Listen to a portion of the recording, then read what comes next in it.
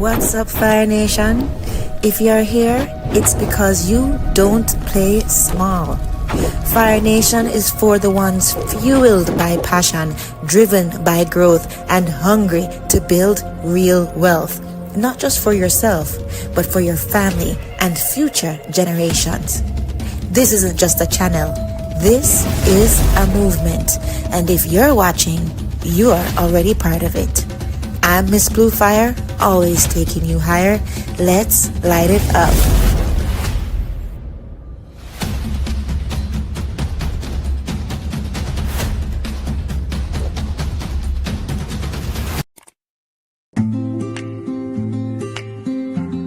What's up, Fire Nation?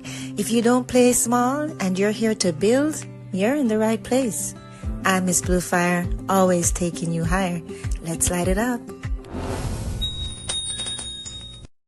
Boom, DJ Dreadbeard. You have now tuned into the intellectual side of YouTube with Miss Julia, aka Miss Blue Fire, always taking you higher. Remember to like the live stream and subscribe if you're new here. And super chat is appreciated. Fire Nation, march out. Boom, DJ Dreadbeard. You have now tuned into the intellectual side of YouTube with Miss Julia, aka Miss Blue Fire, always taking you higher. Remember to like the live stream and subscribe if you're new here. And super chat is appreciated. Fire Nation, march out. Hello, hello, hello. Can you hear me? Absolutely, Summer TV. Blessings, my sister, my fire sister. Everybody, please check out Absolutely Summer. Right? First of all, she's an entrepreneur. A lot of you don't know that. She has a beautiful, beautiful, safe condo, right? And it's beautiful. I've seen the videos and the pics. It's gorgeous. So I know it's summer coming up, right? And it has like a pool and everything. Please check out her page. She has also beauty products and everything. Like, just check her out. Very, very interesting creator and a good human being all around. Blessings, Summer. Glad to have you here. Blessings, time come. Good. Blessings. Good to see you. Oh, good. Your daughter checking in. Okay, cool. Blessings, blessings. Tara said blessings and welcome. Welcome, Dean Marshall. Blessings, blessings. And Luke Clark, blessings. Well, Mr. Gaza, bless up, bless up, bless up. Feel free to join the panel anytime. We're going to have a great lesson today. I'm really, really excited about. I really do enjoy these lessons. You know, sometimes you learn something and then you forget it, and then when you research again, you remember what you remember. So it's really good. It's a good exercise for both of us. So yeah, so today we're going to dispel some myths, and hopefully by the time, people leave here, they'll have a different view on, how they may see their careers. And you'll be able to look at some songs, particularly cartel songs, a little bit different when it comes on to real benefits of a song. So we're gonna get into it. I know I'm keeping you curious. I'm not telling you too much. I have to have fun with you if I'm going to continue, right? Baby Gaza TV, blessings, blessings. Good to see you. Good to see you. Good to see you. And welcome, welcome, welcome. So, let me see. You guys seeing the screen? Yes, you are. Everybody keeps talking about own your masters, right? But nobody explains what that actually means. And even worse, nobody tells you that you can own your music. Hi, Luke Clark. Blessings, blessings, blessings, Luke Clark. Good to see you. How you do? You like the? Hold on, I can't. What did it say? Hold on, 1 second. This guy's okay. How do you like the Chris Brown and Teacher? Yeah, it's a nice song. So listen, so somebody said to me, oh, it's a foo-foo song and it's just a regular Chris Brown song. I said, but listen, even if it's a regular Chris Brown song, you have to take that up with Chris Brown. But use your common sense. If you took Vibes Cartel verse out of that song would be much flatter. I'm sorry. He made the song better. So even if you don't like the song, that is not Vibes Cartel song. He fit into the song. Like, that's not his. Yeah, of course, he's flexible. So he's going to fit into the song. He's in service of that song. It's not his song. People fool sometimes. So I just say because but you see, some things I take on because some things that you can is actually a teaching opportunity, right? And the person actually thought about it and was like, you know what, you're right. It's like, yeah, if it sounds like a regular Chris Brown song to you, that is something you have to take up with Chris Brown. But if you listen to that song and take his verse out of it, the song actually improve with Vibes Cartel verse inside of it. And if you think about the song makes sense. What he was saying was basically saying that she's burning her husband and whatever I'm doing, right? And in basically said to her, say, if you mess up your marriage, I cannot help you because I'm already have sin. That's what I'm saying. So I don't understand. So it's just a reality of life. I'm not saying that you agree with it, but that's what it's a reality of life, right? Yeah, yeah, but I mean, even if them don't like it, right? Do you have to take it up with Chris Brown? It's not Vibes Cartel song, fool. Right? But I mean, whatever. Anyway, no matter. Those some things, but anyway, them see what I was saying afterwards, and so all's well that ends well. Anyhow, right? So you can own your music and still have no power. You can own it and you not release it, not monetize it, not scale it, and not get paid from it properly.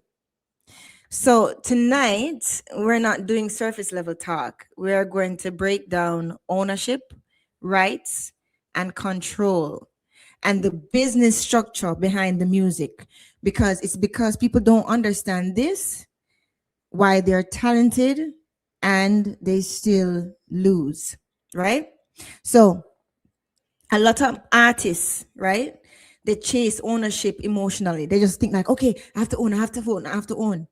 But they don't really understand the structure strategically. So this can create a false confidence. We're gonna go into it. This is a really deep lesson, and I really did enjoy preparing it for you. So I know you're gonna enjoy it, right? Because you can own your masters and still have no power. It's facts, right? You can own the song and you still can't move it, right? You still can't monetize it properly, right? So we're gonna get deep into it. Today we're gonna clean up some confusion. So big up Dancehall War. Oh, big up Dancehall War. Blessings, bro. Blessings, bro. Good to see you, my honored guest. You can join the panel whenever you want to, right? Yeah. So we're just about to start, my dear. So this phrase here is repeated a lot. Many people don't understand what is actually being owned. A master is not the idea of a song. It's not the lyrics, it's not the melody, and it's not automatically the beat. The master is the specific recorded version of the song. Okay? So this is what I want you to understand. You can have one rhythm and several masters because several different people record the song. Okay? Good. The master is that specific recorded version of the song. That's the foundation. You have to get that first before you can get anything else, before we can build anything else. Okay, good. So, if an artist records a song today, then records an acoustic version next month, those are two different masters. It's the same song, but it's two different recordings, right? So, the main lesson from that is owning the master means owning the recording, not automatically owning every underlying right connected to the song. Okay, that's where a lot of people are getting confused. There are different rights in the song, right? So we're going to break it down first and then we're going to build it back up. Okay, good. Well, what is a song really, Miss Junior?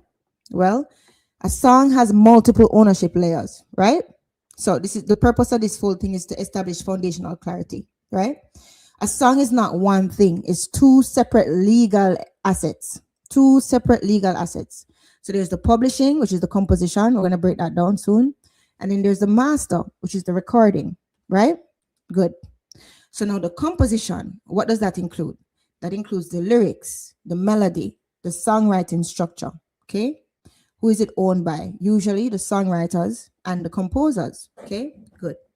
Now, what revenue can they get? Well, for publishers, what they get is they can get radio royalties, they get performance royalties, they get sync licensing, right? And they also get mechanical royalties, right? Good. Now, then there's the master, which is the recording for that song, right? That includes the actual audio file, right? And what's going to stream on the platforms to get a different type of revenue, right? Who is it owned by? Usually either the artist, right? If the label, if the artist is under a label, because usually you sign away your rights when you sign to the label. We're going to go into that as well, right? And sometimes the producer or the investor. It has to be legal though. We're talking legal now. We're not talking about perception today. That's what we're going to break down today, because there's a lot of difference between what is out there, what people think, and what would actually hold up in court. So we're going to break it down. We're going to really, really enlighten some artists, right? So that they can protect themselves. Okay. What kind of revenue? Well, it generates streaming money, sales, and they also get licensing revenue from that. Right? Okay. Now, there are 3 core ownership layers in a song. Every song is really 3 different assets stacked together. Right?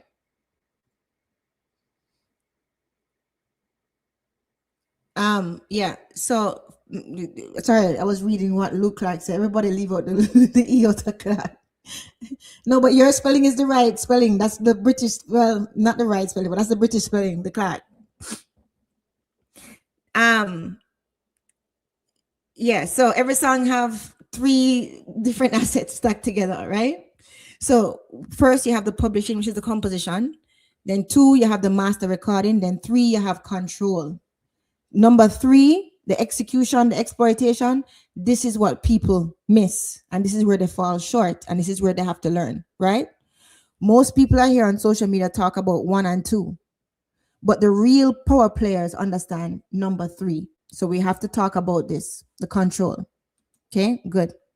So when you publish the song itself, you're publishing the lyrics, the melody, the songwriting structure, right? We went through that. Right? No, if you're publishing, your power level is high long-term value, right? It's moderate short-term value, right? Why? Because publishing pays forever. That's true, right? But you still need the master owner's approval for most big deals. You do. Okay? Now, oops, right? We talked about what it is and who owns it. Yeah, so what money does it generate for the masters? We talk about is the sales and the streaming. Okay. So now when it come on to the masters, right? You have high short-term cash flow, high distribution control. No master, there's no release. No release, that's no money, right? That weight is about 50% of immediate revenue power, if you think about it, right? Now, when someone owns, why does it do that? Why is it jumping? Hold on there. Where am I? It just jump. 1 second, guys. This thing just jumped by itself. Yeah. When someone owns the master, they don't just own the song, they control the actual recording that makes money in the real world, right? That's why people say own your masters, own your masters. That's why the masters are so important, right? Think of it this way: the composition is like the blueprint, but the master is the building that people enter to pay. People pay to enter, right? So owning the master is basically like controlling the building, right? The master owner control how the song is used. How the song is used. Now, the master owner, what does he decide? He decides, can this song be on Spotify or Apple Music? Can it be uploaded to YouTube? Can it be used in a movie, commercial, video game? Can a DJ remix it officially? Right? If you don't own the master, you can't legally approve these uses. Okay? Legally, we're talking legally here now, right? Okay, good. Now, artists, let me tell you something. You have a lot more power than you realize. And you producers also have a lot more power than you may also realize. But we're going to get into that. Okay, good. Now, for the masters, they collect the money from the recording. Yes, right? We talked about that, right? It's called master royalties. Sorry, master royalties. That's what it's called. Luke Clark said, that's why Taylor Swift got hers. But yes, that's right. But she has a catalog too. So we're going to go into that too, right? And we're going to tie it into something that we see Cartel did too, especially with Fever, right? Okay, so hold on, let's get there, right? So this is the distinction. Publishing money goes to the songwriters. The master money goes to the master owner, right? They control the big sync deals. That's where the big money plays are. So if a brand wants your song in a film, or if a brand wants your song in an ad, they need permission from the master owner as well as the publisher as well. But if the master owner says no, the deal is dead, 100%, right? Even if the artist wrote the song. Okay, now they also control the distribution that we're talking about. What does that mean?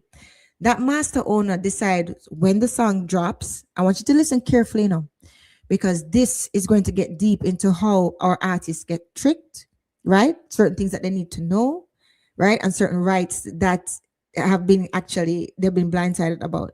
So I want you to really pay attention here. We're building back here. So if you don't understand a lot of things here, it's going to affect later on. Okay, good. Big up TG Media. Big up, buddy. Big up. Right? So the master people, they control, they decide when the song drop, where it drop, if it gets taken down, and if it gets re-released. It's out of control, right? So artists who don't own their masters, they can't just wake up and say, I'm pulling my song from the platforms, right? No, the owner decides, right? They control the remixes, the re-releases, and the versions, right? So if you want to drop a remix, put the song on a compilation, or release a deluxe version, the master owner have to approve. Another thing, they control long-term value. Masters are actual assets. They are, right? Because they can be sold, they can be licensed, they can be used as collateral in a lot of ways, and they can be passed down, right? Generation. So, like what Luke Clark hit the nail on head right there. Luke Clark, see, I wrote it there. Artists like Taylor Swift, she re-recorded her albums because she didn't own her original masters. Artists like Jay-Z, he fights to own masters because that's where long-term wealth sits, right? Good. Wow, look at that fire. I love that. Okay. Now, they can also block you. Yes, you, even the artist. Okay. Now, this is where it gets real. If you're an artist and you don't own your masters, you can't use your own song in a commercial without permission. You can't license your own music freely, and you can't control your music, how your music is monetized. You performed it, but you don't control it. And we're going to talk about control, because control is what has been used to trick a lot of artists to thinking that they don't actually own their masters, when they actually do, and they would if they went to court. But I understand why they wouldn't go to court. We're going to get into that as well. Big up, Cerebral. Love to see you. Good to see you. Good to see you, my dear. Good to see you. Right? So, a lot of people forget about the control part, right? And a lot of times, and I want you always to hear me, Fire Nation, control can look like ownership when it's not. Okay? We're talking about legalities here, right? Okay, good. We're going to talk about big up Imhotep, my brother. Manners and respect, Mrs. Blue Fire. Continue to teach about the music. It is needed. Blessings, my brother Imhotep. Blessings. It's good to see you. Always. Always good to see you. Right? So yeah, they can block you, even the artist. So this is where it gets real. If you're an artist who doesn't own your masters, yeah, so blah blah blah, as I just said, right? You performed it, but you don't control it.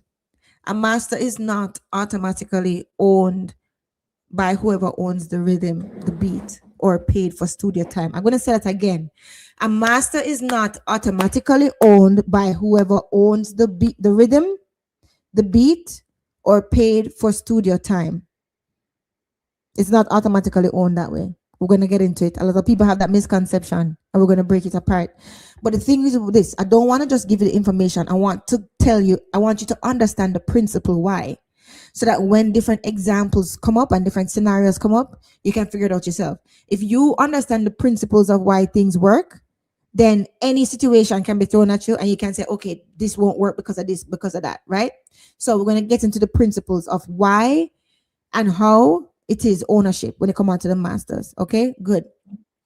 Again, Fire Nation, the master is the actual final sound recording, the version that people stream, download, play on radio, a license for the movies, etc. So a song can have two separate copyrights, the composition and the sound recording, which is the master. You can go on the USPTO office as well and .com and they have information there. I was reading it up again too as well, right? As well as the Canadian one. So the US Copyright Office explains that the musical works and sound recordings are separate protected works, right? The composition, the song itself, as I said, lyrics, melody, chords, arrangement, rhythm idea, right? Usually owned by songwriters, composers, lyricists, publishers. Example, if someone writes a hook, then Imhotep write the verse, then TG Media write the melody, we all might have a percentage of the whole composition, the publishing, right? Big up Siobhan White, big up Siobhan White, big up Siobhan White. That's true too. A lot of them are selling off their catalogs and their masters too. Imhotep, you're right, 100%. So the master, the recorded version, this is the actual audio file recorded, right? Right? So this is whoever contractually owns it or is considered the maker, producer of the sound recording. In Canada, SoCan Magazine explains that the maker of the sound recording usually initially owns the master rights, but label deals often transfer ownership to the label. So when you sign to a label, usually you're signing away your master rights, right? These are facts. If you go to court, usually the rights will be given to who is seen as the creator. Okay, good. So we're gonna go into this. So listen. So the master owner could be the artist. If they funded and released it independently, not because they funded it. We're gonna get clear on that. Not because they funded it, but say they funded and released it independently, right? This is because the law sides with the creator, not because they paid for it. Not because they paid for it. Now, the master owner could also be the record label, right? If the label paid for the recording under a label deal, you're under their deal, right? Not because they paid for it, but because contractually it says so under the label deal. Okay? These are facts. That's why we have split sheets, but most of our artists didn't. Exactly, Imhotep, 100%. 100, nail on head, 100%, right? So the producer, if the agreement says the producer owns or co-owns the master, this can happen a lot of time because especially if you're using the producer's beat, which is what the master is built upon. We're going to get into that. So hold your horses because we're going to start from the scratch, right? Good. Because I don't want anybody to try to trip up, especially Gaza Nation, because you're going to see how some of his songs, how he owns some of his songs was actually brilliant. Like Fever. We're going to talk about it. Let's continue. Right? So the producer, if the agreement says the producer owns or co-owns the master, the agreement officer that. So no, an investor sometimes or executive producer, if they funded it and the contract gives them ownership, the contract has actually give them ownership, not because they fund it, right? And a company, if the artist recorded under a work for hire or a label agreement, some artists do that, right? So some writers do that too. Work for hire, they just pay you $8,000 and you just write the song and you sign it over to them and you sign an NDA. Good, right? Now, let's get deep into it. Bless up, Desmatic. Bless up, Desmatic. Good to see you, bro. Good to see you, my fire, bro.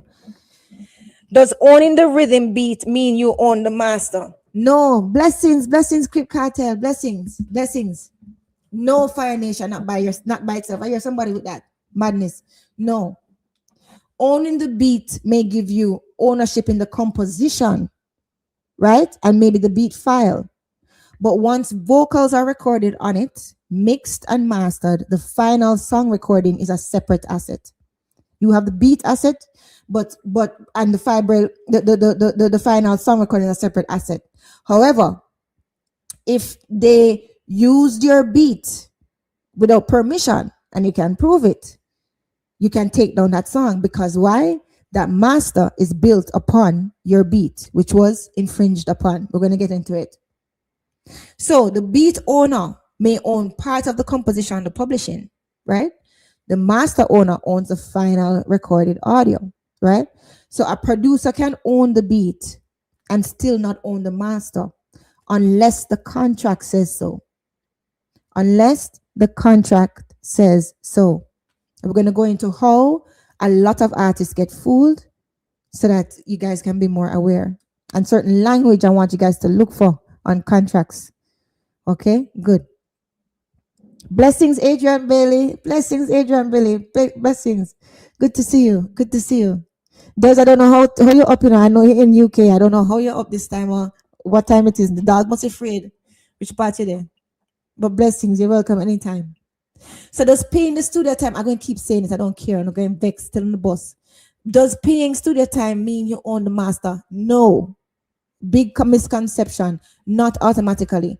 Paying for the studio time is evidence that you funded the recording, but ownership depends on the agreement. That's why the contracts are important. Example, if the artist pays for the studio, pays the engineer, pays the producer, and there is no label involved, the artist likely has a strong claim to the master. But if a label paid for the studio time under a recorded deal, under a record deal, right? The recorded deal, Julia.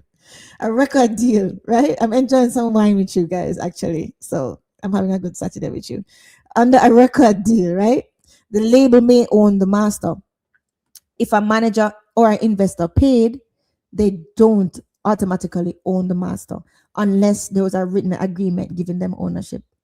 So the principle is the reason why, right, under a record deal, why they would own the master is because initially when you started the record deal, you signed away your rights to it, right? If a manager invested or paid, them don't automatically, they owe whatever the deal says. The deal might say how much percentage of final whatever or whatever they need to get paid back with interest in a certain time, but it may not include the master at all. So it's not on the premise of who paid, right? The artist independent, of course, fully, but if the artist independent too, it's because of the fact that he's seen as the creator in the court of law. So you have to understand what was set up in court and what people try to fool you when it comes down to control and ownership. Because sometimes control can look like ownership and it's not. Does the engineer own the master, Miss Bluefire? No. The engineer may help create the sound recording, but most engineers are paid a fee. Unless there's an agreement giving them ownership, they usually do not own the master. The U.S. Copyright Office, go back and look at it again if you want, notes that sound recording authors can include the performers, the producers, and sound engineers, right? But real world ownership often depends on contracts. Now, let's talk about our Jamaican dancehall, because that's where we're going to get into now. Let's say a producer creates a rhythm like YFL, smiley face, because I like that rhythm. 5 artists voiced on it, right? The producer, he owns the rhythm, he owns the beat. Each artist has a separate master recording for their song. The composition may be split between the producer, the artist, the songwriter, and the publisher, right? So the rhythm owner does not automatically own every artist's master unless the contract says something like, you are recording on my rhythm and I own the master. Good night, Gaza Ricardo, love. Good night. Good to see you. Good to see you. Right? You are recording on my rhythm and I own the master. Okay? Right? We co-own the master. It actually has to be in the agreement. Right? Or you get a license to use the beat, but I keep the beat and master's rights. Now, this is why I'm going to break down to you why there's certain things I need you guys to have clear and signed before you start recording. Because a lot of times the recording is used over your heads. And that is where the control is. I will not release unless you sign XXXX. Find out what you need to sign first before you produce. But we're going to get into that. Good. Here's the cleanest way to think about it. The publishing asks, who wrote the song? The master asks, who owns that particular recording? The beat asks, who owns this particular, the beat asks, who created or owns this instrumental? The studio payment asks, who funded the session? The contract itself answers, who legally owns what? In music, the person who paid may have power, but the person with the contract has the proof and the legal say. These are facts. Right? Now, this is a real world breakdown. Who has the power? The song gets placed on Netflix. The master owner have to approve. Song gets removed from Spotify, master owner decides that. All of that stuff. Song gets remixed officially, master owner approves that. Song is sold for millions, master owner profits from that. Right? Big up you Stace Foster. Thank you for being here and thank you for the super chat. Thank you for the super chat. Blessings. I appreciate it. Let me show it. Thank you. I appreciate it. Blessings. Good. Right? Now, here's some more truth for you. This is the part that most people miss that I want you guys to catch. Owning the master means you control distribution, you control the monetization, and you control the legacy, but not necessarily the songwriting or the publishing. Right? Now we're going to deep dive into the control part, which is the invisible power. This is where most people miss what I was talking about. What it is, the control, you see, the ownership, is not ownership on paper, but it's control over distribution accounts, control over the release timing, the relationships with the DSPs, the labels, the platforms. Who has the access to files? Who has the marketing machine? Who has that control? The labels, the managers, sometimes if they're paid, the distributors, and whoever controls that pipeline. What does it influence? Everything. Even if you own your own masters, even if you own your own publishing, if you do not have the control, right? If you don't control that release or the marketing or the visibility, your song can sit and catch cobwebs and you own it legally and it makes zilch. It makes zero. So it's important for artists to assess where they are, assess their songs, and assess what opportunities coming to them. Okay? Now,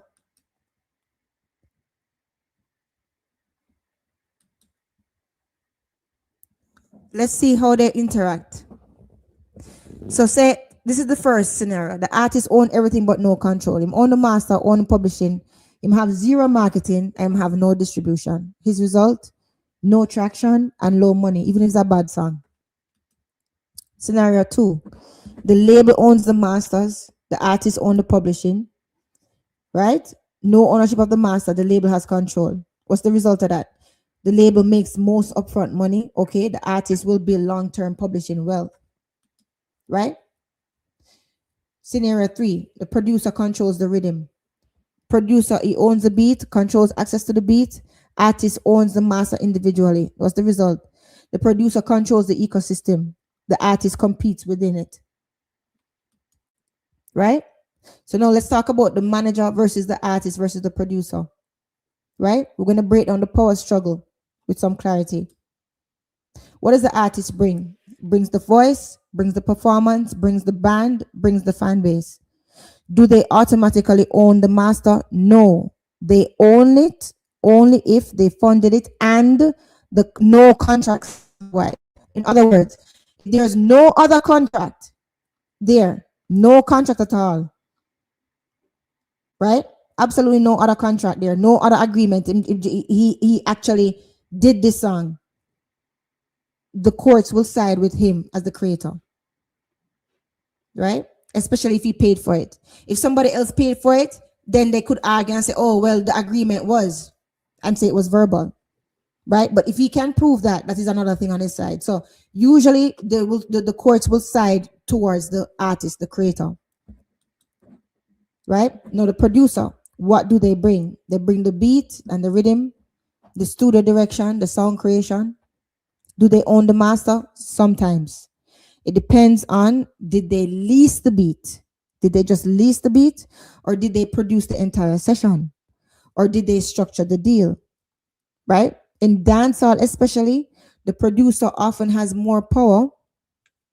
Whoops. than the artists realize.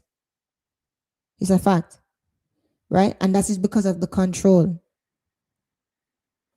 not the ownership.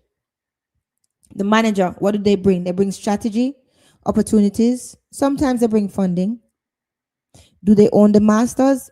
Almost never by default, right? Unless they inserted themselves into the ownership via contract, right? Because managers, what they typically earn is about 10 to 20%, right? Not ownership. They don't have it like that, right? Investor, what they bring, the money. Do they own the master? Not automatically, unless the agreement says equity in the master or ownership. They're just owed back their money legally. Okay, good. The label, what do they bring? They bring the money, they bring the marketing, they bring the distribution. Do they own the master? Most of the time. Why? Because they make you sign it. We own the master recordings. Okay. Now, scenario one, producer just leases the beat, right? Example, the producer says, hey, here's my beat for $200. The artist buy the lease. He records his vocals independently. He pays for the mix. He releases it himself. Who owns what? The producer owns the beat and the composition rights and the publishing share sometimes. Sometimes publishing share. The artist owns the master recording. Now, why? Because the producer only licensed the instrumental. The producer did not produce the session, fund the recording, structure the release, or claim master ownership. He has to claim it, right? This is the important lesson. This is the most common independent situation. The producer owns the beat and the artist owns the master. That's the most common one. I don't see the link, Miss Julia. Okay, hold on 1 second, love. Let me see. Oh, sorry. I think did I do it? Maybe not. Sorry. Sorry. Yeah, you can come up anytime, you guys. Hold on, let me start you. Let me start. Yeah. Come up because we soon finish teaching and we can talk in between. So you can come up anytime. Let me know when you're ready. Come up now if you want. Right? So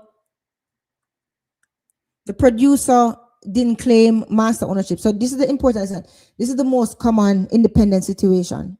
Producer owns the beat and artist owns the master. Okay. Now, scenario two, the producer produced the entire session. Now let's change the structure. Okay. The producer made the rhythm, he booked the studio, he directed the recording, he hired the engineer, he funded the session, he arranged the release. The artist came and voiced. Now what? This becomes much more complicated because now the producer is not just the beat maker. Now they may function like the executive producer. They might be functioning like a label.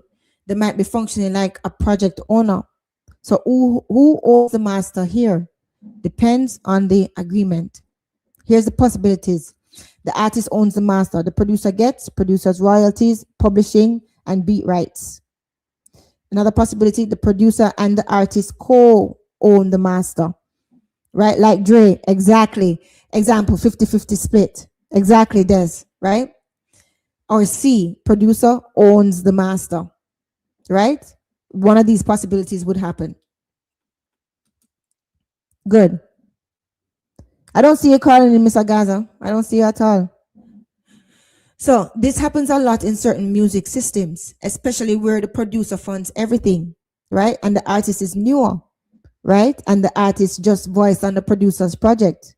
And this is huge in dancehall because dancehall historically is producer driven, not artist driven in a lot of ways.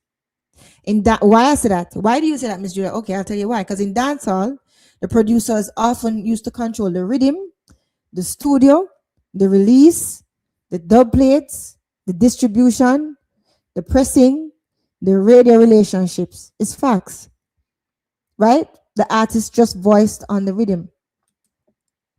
So here's some important historical reality, because you know I always like to draw from history. All you people in the bush, please like the live. Thank you. Right? In our classic dancehall culture, right? The producer, them often acted like a label, them often acted like the financier, they often acted like the distributor, the studio owner, and the rhythm owner all at once, right? They wore many hats, right? So what do you think happened, Fire Nation? What do you think happened with that? The producer often controlled the master, even if the artist was the star voice. Big up yourself, Garnet Reed. Big up yourself, my Gaza brother and Fire brother. This is why I said producers often have more power than artists realize. Because the artists think, I sang the song, so it's mine. But the producer may control, and listen to what I say, control the files, the rhythm, the release, the radio, the licensing, and the distribution. Okay? Right. Now, owning the beat gives leverage. Why? Because without permission to use the beat, like I was saying before, the master, again, the final recording may be unusable. Why? Why is that? Think of it this way. You're building a house on land. The beat and the rhythm is the land. You build that whole recording off of that rhythm, off of that beat. So if I come back to you for my foundation from inside of your yard, what do you think we happen? You want to ask Greg, what are you going to do? Okay, man, somebody to come back for them steel pipe outside of your block and your arm. Your block and your arm and your metal rod them from out of your wall. Right? It's madness. So that's what I'm saying. So it's foundational, right? Good. So where was I? Where was I? Yeah, so right. So you borrow you somebody beat without their permission, dog name and support. Okay? Because your master recording will become unusable. Right? Example, the producer owns a rhythm, right? And the artist record the vocal without permission and say, oh, I own the master because I record it and blah blah blah. No. Maybe they own their vocal recording, but they cannot legally exploit the song properly because the beat usage is unauthorized.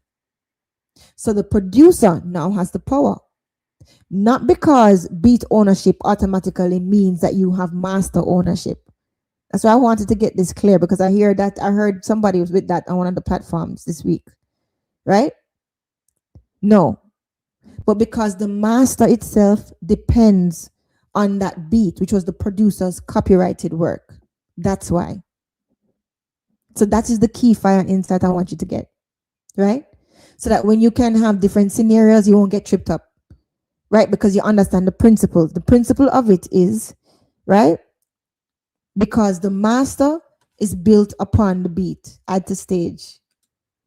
Welcome, Mr. Gaza. Welcome, welcome. Yeah, man. Bless up, Miss Julia. How you doing? Good, love. So before I continue, you want to say anything before I continue? Oh well, when I first asked you to drop the link, I was saying you mentioned more time the producers own the masters, right? No, it depends. If the agreement, no, never said that. It Oh, depends. Like if the agreement has to say that the producers own the beat. But a lot of times in Jamaica, where it was as the producers had many hats because they served as many things, right? Not just the beat owner. right. Yeah, Okay. yeah. No, I never said that. No, we were saying the yeah. No, no. Okay. It's okay. That's okay though. That's okay. That's okay. Yeah, Um. I misunderstood. Continue. Yeah. No problem. No problem. So owning the beat, as we said, gives you leverage, right? Because without permission to use the beat, the master is going to be unusable, right? So again, the producer has the power now, right? Because the master itself depended on the producer's copyrighted work. The master itself was built upon the beat. So that's the key insight there, right? So the beat rhythm or the rhythm or whatever you're going to call it is the foundation. The master sits on top of it. So whoever controls the foundation gains leverage over the recording. Big up yourself, Just K. Big up yourself. Big up yourself. Blessings, blessings, right? Now, situation A, the producer leases the beat, right? Who have the rights to the beat? Usually the producer. Who have the rights to the publishing rights? Usually it's going to be split. Who has the master rights? The artist. right?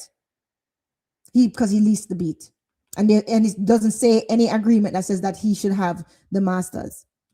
Okay. Now, situation B, producer runs the full project, writes the beat, possible owner, producer, publishing, split, the master, producer, or split, possible owner, right? It depends on a lot of other things, right? Good. Now, situation C, the producer owns the rhythm, but the artist used it illegally. The rights, the beat, producer. Artist vocal recording, the artist. Final song legality, problematic.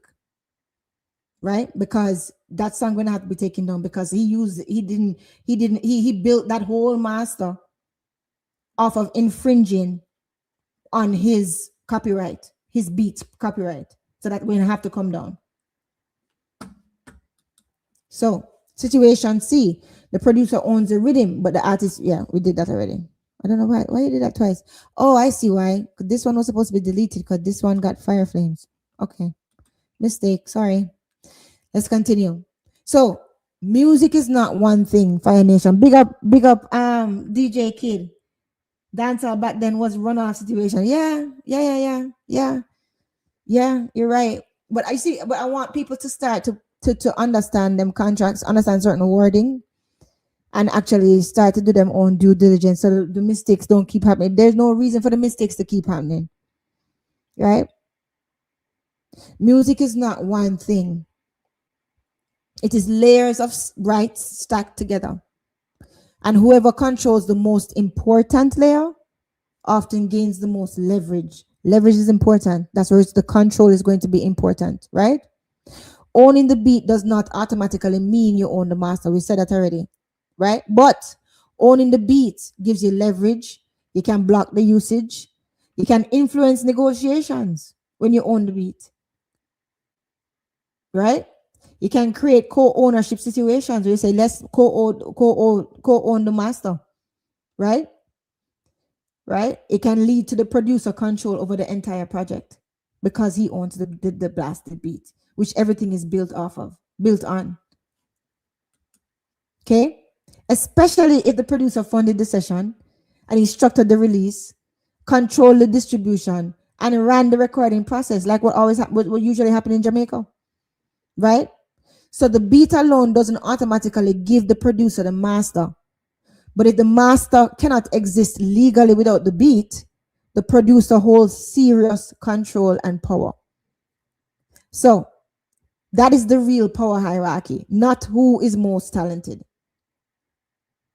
Right? Default ownership. The artist, not guaranteed. Producer, sometimes. Manager, no. Investor, no. Label, usually, yes, because you sign it away. The truth I need our Jamaican artists to realize is music is not controlled by talent. It's controlled by paperwork. And money gives you leverage, yes, but the contracts itself give you ownership. And if nothing is defined, the law defaults to the creator, not the payer. That is legally accurate, and you can check it out for yourselves. But we're going to go into why and how people get tricked. So, why does the industry behave like the opposite is true, Miss Julia? Why is there a perception that whomever paid for the studio time owns the masters where there is no contract? Where did this come from? Slow, glad you asked. There are many reasons, right? No, the real answer, that perception comes from power, not law. People don't follow the law first. They follow who has control, who has the access, who can move the music. And that's usually the person who paid. Show business, exactly. It's usually the person who paid, who controls all of that. So that's why it looks like ownership, because it's control, but it's not ownership. How you ask? Because money controls the process, even without ownership. If I paid for the studio, I pay for the engineer, the beat, the session, I can say, we're not releasing this unless I approve. So even if I don't legally own the master, I can control whether it ever see daylight or not. This is the reality. That feels like ownership, but legally it is not. This is where people get it confused. A.K.A said, Misfire, some of the artists don't read the contracts, they only read the part comfortable. I know, but we want to get them to we want to get them to stop doing that though, A.K.A. That's why I'm doing this, right? Like we want to get them to understand that they have a lot more. They need to know their rights. Wherever you go to a new country, you need to know your rights. You enter a new territory, you need to know what is. You need to know. You need to know everything. You need to know what will get you. Even a simple thing like going onto YouTube. You have to know what will get your channel strike. You have to know certain things. You can't just do it so. So a lot of times, control looks like ownership, but it's just control. Right. So let's continue. Right, Mr. Gaza, you okay? You want to say anything? No, Oh, I'm good. I'm good. Yeah, I'm following. okay, cool. Yeah. Yeah. So next, so money controls also the access to the files.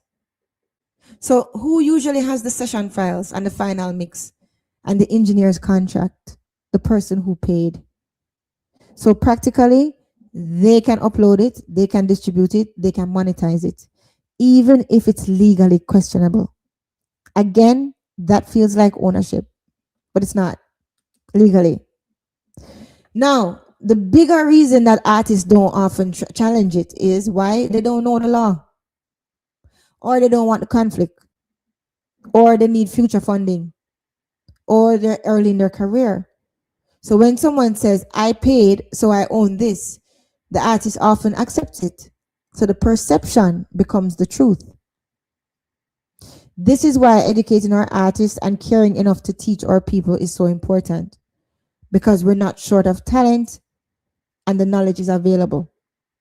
So if we care enough to know better, we must teach our people how to grow what they have and how to protect what it is that they earn. Right? Those of us who know, we need to teach it. Okay? So the label model trained or brainwashed everyone. Brainwashed everyone. Right? Look at this how they operate. They pay for everything. They own the masters. So people simplify it to whoever pays owns, but that's incomplete. The real reason the label owns the masters is because they make you sign that ownership over. Now, the distribution also gives you perceived ownership. If someone uploads your song to Spotify or to YouTube and they control their account, the world sees them as the owner, even if legally they might not be. Okay? Also, enforcement is hard, which is also by design. Okay? Let's be real. Even if the artist knows legally that he owns the master, you know what they will need to prove it? Lawyers, documentation, time, money. Right? And if they don't fight it, guess what? The payer just going to keep control. The payer keeps the control. And sometimes the control, even though it looks like ownership, it can slowly become ownership. We're going to get into that. Right? Sometimes, that again, control becomes mistaken for ownership. It's key. There are two layers of reality here in this music business that people are not paying attention to. There's the legal reality, which is the ownership. Ownership is the creator, unless assigned by contract to somebody else. Ownership usually goes to the creator. Okay? Legal reality. But then there's the practical reality, as in the real world that we live in. The ownership usually is whoever controls it. Why? Because they control the files, they can control the release, they control the money flow. Them can stop you dead in the water. Okay? Right? Concept, what it means. Ownership. I love this font. Helvetica. Such a clean font. Anyway, so concept, what it means. Ownership, legal right. Sorry. No, I'm sorry. I do. Like sometimes I look at it, it's just so nice to my eyes. Control, practical. Oh, I know. Little things. I like little things. I'm kind of strange that way. You said it's Helvetica? Payment gives you control leverage, and the contracts give you ownership rights. Ownership rights, right? Now, what the law actually cares about. When it comes to a master recording, the law asks who created the recording? Under what agreement was it created? It doesn't ask who paid for the studio. Okay? So get that out of your mind. 100%. Right? Break it down step by step. Again, when a song is created, you're creating a copyrighted work, the master recording. It's not like you buying a chair. It's like creating a film. So who are the creators? Again, the artist, producer, engineer. These people contribute to the creation. Where does this person who paid fit in? They're a funder, not automatically a creator or an owner. Right? Good. So, Miss Julia, why does payment sometimes lead to ownership? Because of contracts, not because of payment itself. For example, record label, a label pays for studio, marketing, videos, but they also make you sign. We talked about that. That is why they own it, not the money alone. Independent artists, right? Artist owns the matter, not because they paid, but because they're the creator and no agreement says otherwise. Critical scenario. Someone else pays for your session. The manager or investor pays 10,000. You write the song, you record the vocals, you create the performance. There's no agreement signed. Who owns the master? You, the artist. Why? Because you are the primary creator and there is no contract transferring ownership to the manager or the investor who paid the $10,000. The person who paid has a financial expectation, but not automatic ownership. Okay, good. Luke's ISK said, Miss Fire, how long is an artist and hold a contract in their hands before signing it? Listen, that's up to you and who you have around you, right? You should take as much time as you need, really and truly. They might tell you a month, they might tell you 2 months or something like that, but listen, if you follow your spirit, you always follow your spirit too, right? And seek legal advice, your own legal advice. Don't use anybody else's lawyer or anybody friend lawyer. Get your own. I think Masika said he had the contract for about a year Yeah, before he signed yeah, you with can do that. with Def Jam. Yeah, exactly, exactly. Right? As long as it's comfortable.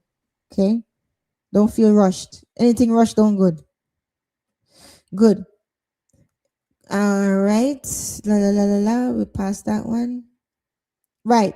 So let's say this is an analogy for you to make it easier too. I pay you for a painting. I pay you to paint the painting, right? I say, Mr. Gaza, I need you to paint a painting for me. I didn't give you no instructions. I didn't tell you what. I didn't give no nothing at all. I didn't feed your mind with anything. You imagined it, you created it, and you executed it. Do I automatically own the painting? No, unless you agree that I would. Uh-huh. Right? Yeah. Good. Now, why does this rule exist? Because if payment equals ownership, think about it. If payment equal ownership, then investors could steal creative work just by funding it. Managers could own artist music without agreement. Engineers could claim ownership just for being paid. That would destroy the entire creative industry, right? So, what actually transfers ownership? Only these written contracts or the record deal that you wrote, the work for hire agreement, like you tell me, hey, I'm paying you $5,000 for this song, for this musical. Okay, great. Sign this NDA. Can't talk about it. You didn't make the song. Here's your $5,000. Here's your song. Done. Work for hire agreement, producer agreements, explicit agreements, rare without writing. That's risky, right? Right. The real formula, ownership equals the creation and or contract, not ownership equals payment. Money, though, does give you leverage, but the contract gives you ownership. And if you don't define ownership on paper, the law defaults to the creator, not the payer. Paying for the studio does not make you the owner, it just makes you the sponsor, unless the paperwork says otherwise. Paying for something does not automatically give you ownership of it, and that is a legal truth here. Big up yourself, same flame. Big up yourself. Present for class. Glad to see you. Hi, Mr. Noble. Good afternoon, Mr. Noble. Good to see you. Good to see you. Right? Paying for something does not automatically give you ownership of it, right? Ownership comes from law and authorship and agreement. Why do people think that payment equals ownership? Well, because in everyday life, you buy a phone, you own it. You pay for a car, you own it. So people assume I paid for the studio, so I own the song. But music is not a simple purchase. It's a collaborative intellectual property. Right? Good. Why do people confuse them? Because the person with control eventually secures ownership, especially when it's not challenged. Oh, you're late, same flame, you're late. We start at 7. But that's okay. You're still welcome. Right? The person with control eventually secures ownership. This is what happens all the time. So over time, control turns into ownership and people collapse the two ideas into one. It happens all the time. Right? So say a manager pays for everything. There's no contract. The artist records the song. Legally, the artist owns the master, but the manager has the files. The manager knows the engineer. The manager uploads it. The manager collects the money. The artist doesn't fight it. So guess what? The manager is functioning like he's the owner. It's 7 where you're at. Okay, I see. Well, I guess that's okay. You can go back and listen back, right? So the manager might function like the owner, and a lot of times the perception is reality, but that's not the reality, right? Here's the truth. Ownership is what the law says. Control, though, is what the reality of situations enforces. And in music, control often comes before ownership and eventually becomes ownership. This is when no one challenges it. So a lot of artists have been fooled and given away their masters without knowing, thinking that automatically, right, their producer owns it when it's not even in the contract. Now, why a non-owner can say we're not releasing this? Well, they're not exercising a legal right over the master. They're using leverage over the pieces needed to release it. Now, let's talk about control of the files. The payer often book the studio.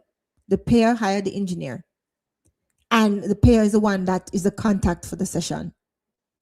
They may be the one who physically has the multi-tracks and the final actual master. If you don't have those files, you can't release that recording. And they can stall by simply not handing over those files and tell you, I paid for them. Right. So note, they don't own the copyright because of this, but they can slow you down. Okay. Now let's talk about the control of the distribution path. They might be the one with the distributor account or the label access. That happen all the time in Jamaica. So if the release is set to go through their pipeline, they can say, not yet. We're not releasing it. We're not releasing that song yet. So you can still go and release your song independently, but not through their pipeline. Right? Now, there's also control of the team that they paid. So the engineer and the producer, they were hired and they were paid by them. So in practice, those collaborators, they often take instructions from who? Who paid the piper? The payer. So they can tell the engineer, don't send the finals yet. And that again delays you. And then don't forget about this control through the money leverage. They will say, I funded this. I won't approve release until we settle. Right? That is not a copyright right. Like not going to hold up in court. But that's a bargaining position. So what does that do? It pressures you to negotiate repayment. It pressures you to negotiate credits. It pressures you to negotiate splits before release. This is why I'm saying to you, my Jamaican people that I love so much, I'm trying to tell you, before you touch that mic, make sure you know where goes what and what goes where. And I'm going to give you a list of things that you need to hammer down and secure, right? Before you do anything to protect yourself. So you're on, so everybody understand who getting what and how. Right? Pardon me. Let me drink something.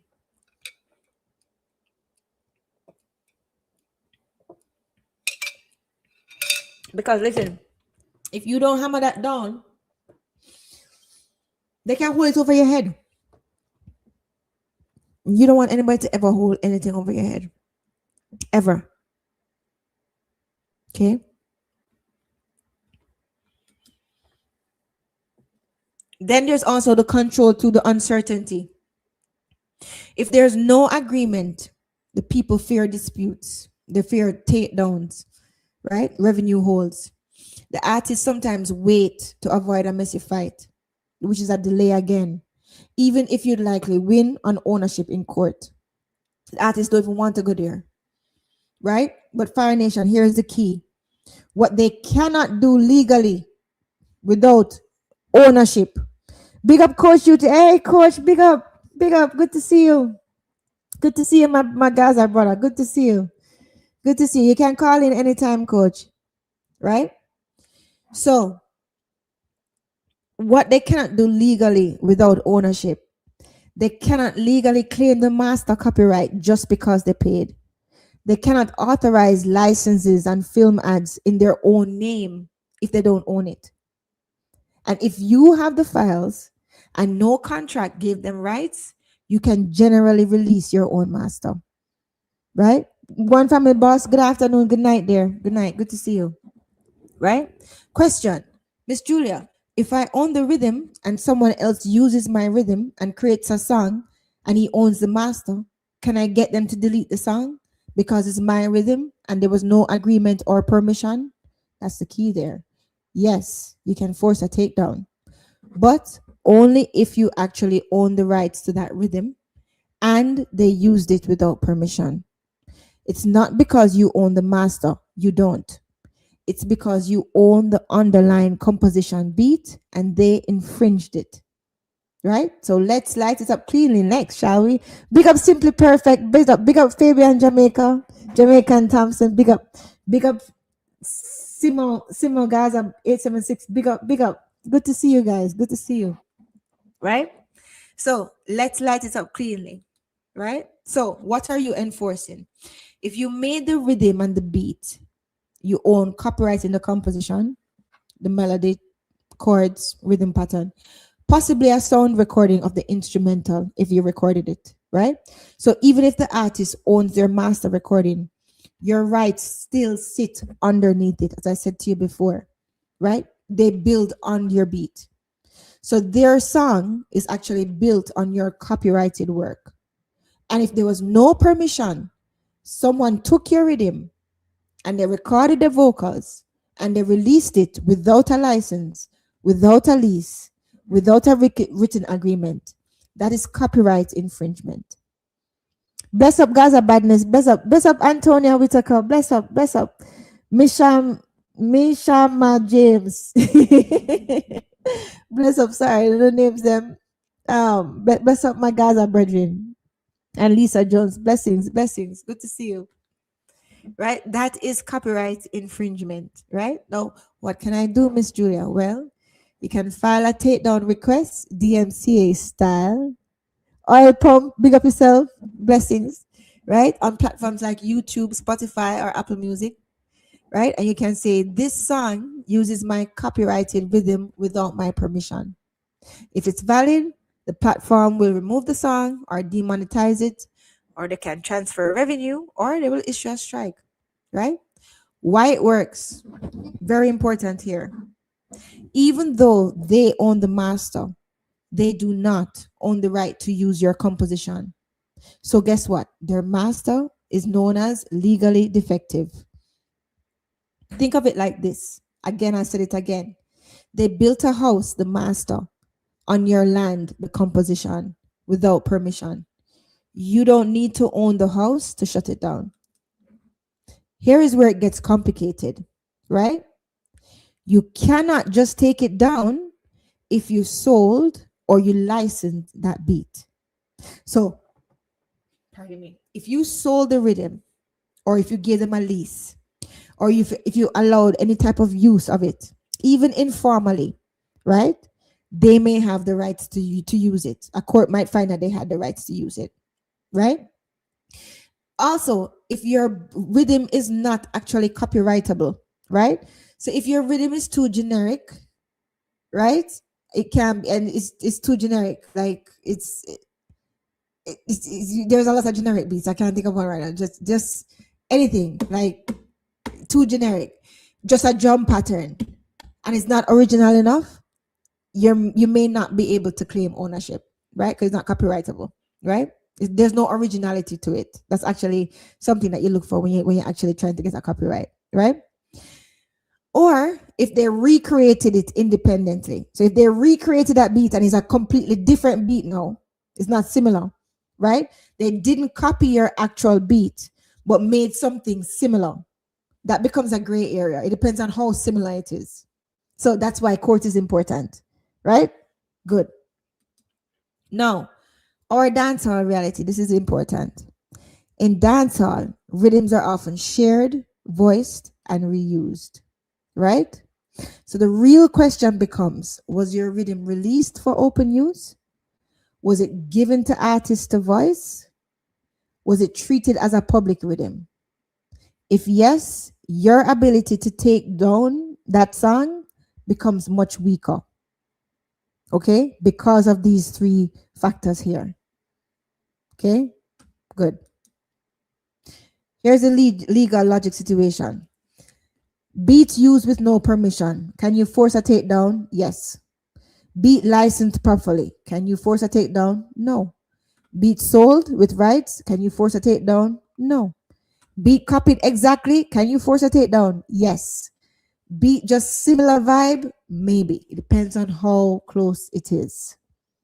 Exactly. The beat needs a unique selling point. The beat needs to be different, right?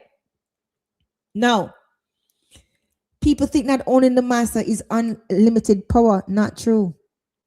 Because the master sits on top of rights, it depends on. So if those underlying rights are violated, like the beat, like using the beat without permission, the master can be taken down, blocked, or sued. This is what I say. If you build a hit on a beat you don't own a hit. You own a lawsuit waiting to happen. That's my quote. Now, here's the two realities side by side. Situation, there's no contract. The artist created the recording. Legal reality, the artist owns the master. The practical reality, the payer may hold the files, and the payer then owns the access. So the payer has the control. So it looks like the payer has ownership, but they legally do not. Situation, payer refuses to release. Legal reality, no ownership right to block. You can take them to court. But the practical reality that will delay by withholding your assets.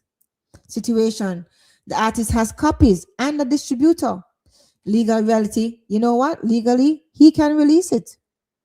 Practical reality, he can move forward despite the payer. But who does the payer know? Right? There's that. Payers are usually very plugged in. So there's another network and being iced out to be considered too. You always have to think from the other side of the chessboard, people. I keep saying it. Situation, the dispute escalates. Legal reality, the ownership Well, is. hold on, Miss Julia. I'm gonna play a devil's advocate a little bit. Yeah, got you. You say if you record a song on a rhythm where you don't own or don't have the rights to, you don't have a hit song, you have a lawsuit. No. If you record a song on a rhythm that you didn't get any permission to use, Mm-hmm. you don't have a hit song, you have a lawsuit.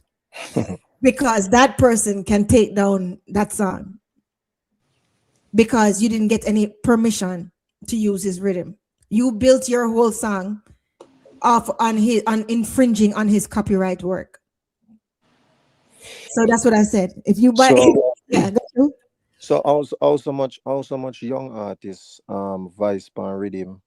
Like, all right, let's say for example, Dancehall War. Mhm, See me like how him have the song pan the WFL rhythm. mhm, Suppose a song they take off and get big now. mhm. So maybe him can authorize it on Spotify and Apple Music and these platforms, but the song out the same way and him can tour and make money off of it because people are book him for come sing it. That No, can work or no? again, it depends. Remember, we talked about what they did with their, if they put their rhythm out there for public use or not. That's the question, right? So, Okay. right, so that comes into play. But if not, them can block it, of course. Them can stop it, of course, if that's the case. But the way how this rhythm has been used, there's a lot of things that's not disclosed publicly that would actually make that in more. You see what I'm saying? Like to give us more of a clear answer. Like, did they? Is it just for public use? Like, can it be? Does he need your permission to basically to build this song on it and profit off of it? You see what I'm saying? It depends on what on how they treated the rhythm, right? So even on not Spotify, even on TikTok, if I use the Hill and Gully rhythm right now and find a bad song, I'm gonna put it Mhm. out there and it just start go viral over there. Genius can link them and make me have to take it down. Of course. If Uh, it depends, that's what I'm saying. So I don't. If okay, usually yes, of course he can because you built something on his rhythm without his permission, right? But the Right. thing is, how are they doing it now with that rhythm? Is it out there now with like them basically giving it to public use, right? If not, then of course you can't because you built that whole song off of his rhythm. Yeah. So I'm saying, so if he's not, if you're making so much money of it and he's not getting compensated from it, backstage, UTG coach. Okay, let me add you. Add to stage. Hi, coach. Blessings. Good to see you. Up, Miss Julia, bless up yourself. Long Good time up no hear yourself. from you, but we're there. Yeah, Because guys are up, Coach, we blessings. are going with. There, man. Hey, Miss Julia. Yeah, So, yeah, we are say basically makes sense. I know that for real. Um, and producer or a beat maker make a rhythm, post it on YouTube. I see the beat, record on the beat, post the song on YouTube. The producer can't really do nothing about that. If I put the song now on iTunes, I think now I'm facing a legal reality. yeah. But Well, I think if I put it on SoundCloud or YouTube, I yeah, don't know. Maybe the rules, maybe it'll change. So me just paint a picture, so you yeah. can tell me, which one of these three side by side it falls under. This is what this how I know it is this. If you if he put his rhythm out there and you use it without permission, he can force you to pull it down because you built your entire song on his rhythm and you're using his copyrighted work. So it depends again on how they treat that rhythm. If them just say, you know what, anybody can use it because there's royalty free stuff, right? But there's things like this where it depends. But Okay, so that, you're saying even if you're not profiting from it, he can said, of "Hey, pull course, it." yes, yeah, Okay, because it yeah, is yeah, yeah. copyright work. It's Okay. just like if I have land, right? And Mhm. you don't have no permission and you come and build your house on my land. I can get you off of my land, your house and Mhm. everything. You and the house, I can clear both of them because of the fact that you build yours on my foundation without permission. You see Yeah, what I'm because saying? I have seen where artists have covered songs on YouTube and Mm, it stayed there for years. And then, mm, now I realize nowadays when certain unknown artists do a song with mm. that redo a song for a major artist, Yeah, what they do is basically like just flag it, because they say it's kind of not helping the original song. Worse if the artist that does it yeah. sounds way more better. Exactly. Exactly. Yeah. Yeah. Okay, but look at how cartel use this even this principle when it come on to with the different ownership, right? That's why and what I was explaining earlier. I don't know if you were here for that live, but maybe you No, can I'm there, man. rewind I it listen to two live, man. One from from my the phone and beginning. one from my Okay. TV. So I'm there, Oh, man. okay. Cool. So what I was saying was sometimes it benefits the artist more when they give up some of their ownership, especially if it's to the person who control all the other moving parts so that the song can scale. So let me explain what I'm saying. Like even with Fever, right? If you look at the credits for Fever, you see the Adija Jim records, you see TJ records, and you see Zojak as the distribution, right? What does that mean? That means that there's a shared infrastructure there, right? So this is a real is a real it's one of it's a real case to show that one of his biggest records, right? It didn't look like, oh, him own everything. It's not an own everything situation, but because the scale was enormous, right? It's very profitable. You understand what I'm saying to you? You see what I'm Yeah. saying? So Yeah. sometimes is you want to own, right? But you don't have any control, you don't have any power, you don't have no marketing push, you don't have nothing behind it. So you own 100% of nothing, right? And your sound catching cobweb. But sometimes when you say, okay, I'm going to, in other words, 10% of 100 million is more than 100% of 4,000. You understand what I'm saying? Correct. Right? Good. So with Fever now, if you look at Fever, okay, okay, talk about Fever, right? Let me just break the lesson for a bit. Talk about Fever. That shows you ownership, control, and scale, right? But of course, him don't have that on every song, right? But this actually show you how can I explain it? It passed 100 million. Let me put it this way: it passed 100 million Spotify streams, right? It even though him don't have 100% ownership of it, right? It's still a meaningful share. You understand what I'm saying? So you don't have to once it scales, that's what matters. That's what I'm trying to say. Once it scales, it matters. You see what I'm saying? Because what the problem when you when you look at the credits of it, right? It show that him have a shared label and distribution structure, right? Because him have the TJ records, like I was saying to you, him have Zojak. But why it work? It worked because of the fact that it's scaled. It had the gold certification in the US, right? And it have a big streaming reach, like I was saying to you, right? And the silver certification in the UK, right? So that show you say even cartel him don't need to have 100% ownership of every master in the business for it to work. So people obsession with this ownership might not be benefiting them in a lot of ways. That's what I'm trying to say. So you understand what I'm saying? Or am I making sense or not? Hello? Yeah, no, I get it. I get it. Are you I getting wa- what I'm saying? yeah, and I wanted to ask a question too, right? Yeah. On the same topic. So a young artist or aspiring artist here a rhythm. Yeah. Let's use the same Ilan Gully. And him build a song and the song start take off. And then now him link genius cause him see say it a take off, you know. So before anything go wrong, make sure I link him and make him know. So him can see. The song have over 5 million views already on YouTube and it a take off. Mhm. Maybe it not come across for him this yet. See? So me link him now for clearance. There's a high chance that he might give me the clearance. But then also there's times where the producer tried to get too greedy and want to take 100% of everything. Cause them a look on it like say, well, you get a bus off of it, you know. You see me? So now you're out there, you're gone a road now. But you use my property if you do that. So Yeah. me keep everything and you keep the stardom that you have now. And Yeah. then you can also use the song and go perform and make money. That's a too. That is why we are going to talk about But do why. you think that's greed for a producer to want Listen, to take listen, 100%? listen, Mr. Gaza, I'm going to tell you something. It doesn't matter what I think. It matters it matters what the law says, and it matters who gets what. People talk about what you think, what you think, what you think. Certain things are not opinion. Certain things we have to deal with the shared reality, and the shared reality in this case is the law, right?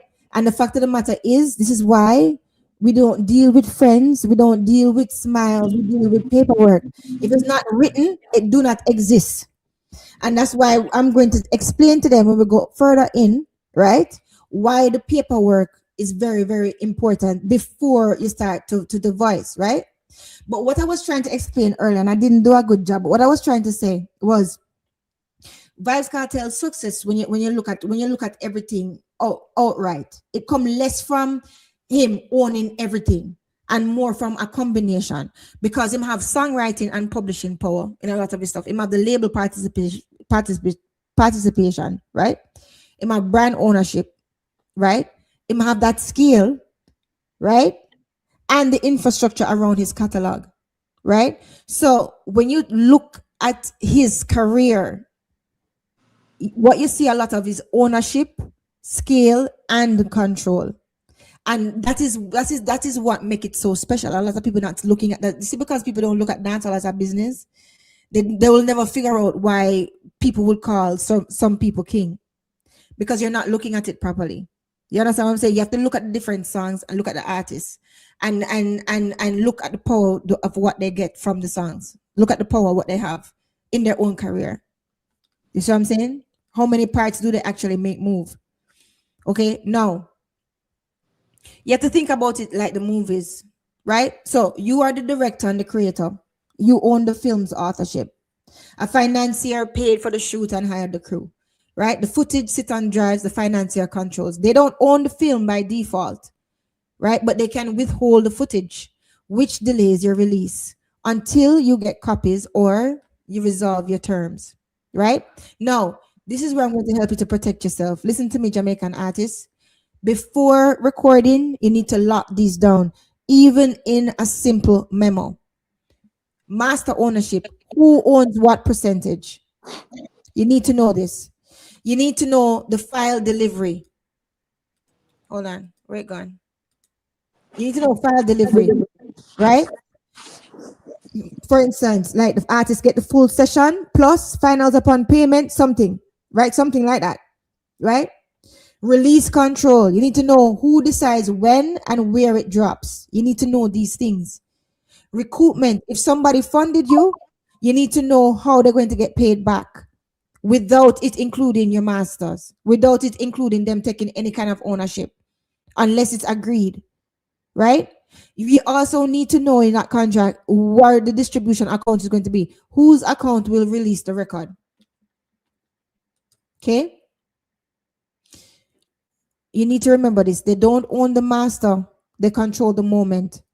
Ownership is legal and control is logistical. If you don't secure both, someone else can slow your release without ever owning your song legally. Okay? Biggest misunderstanding, people think ownership equals power. That's wrong. Ownership is potential power. The control, though, that's the activated power.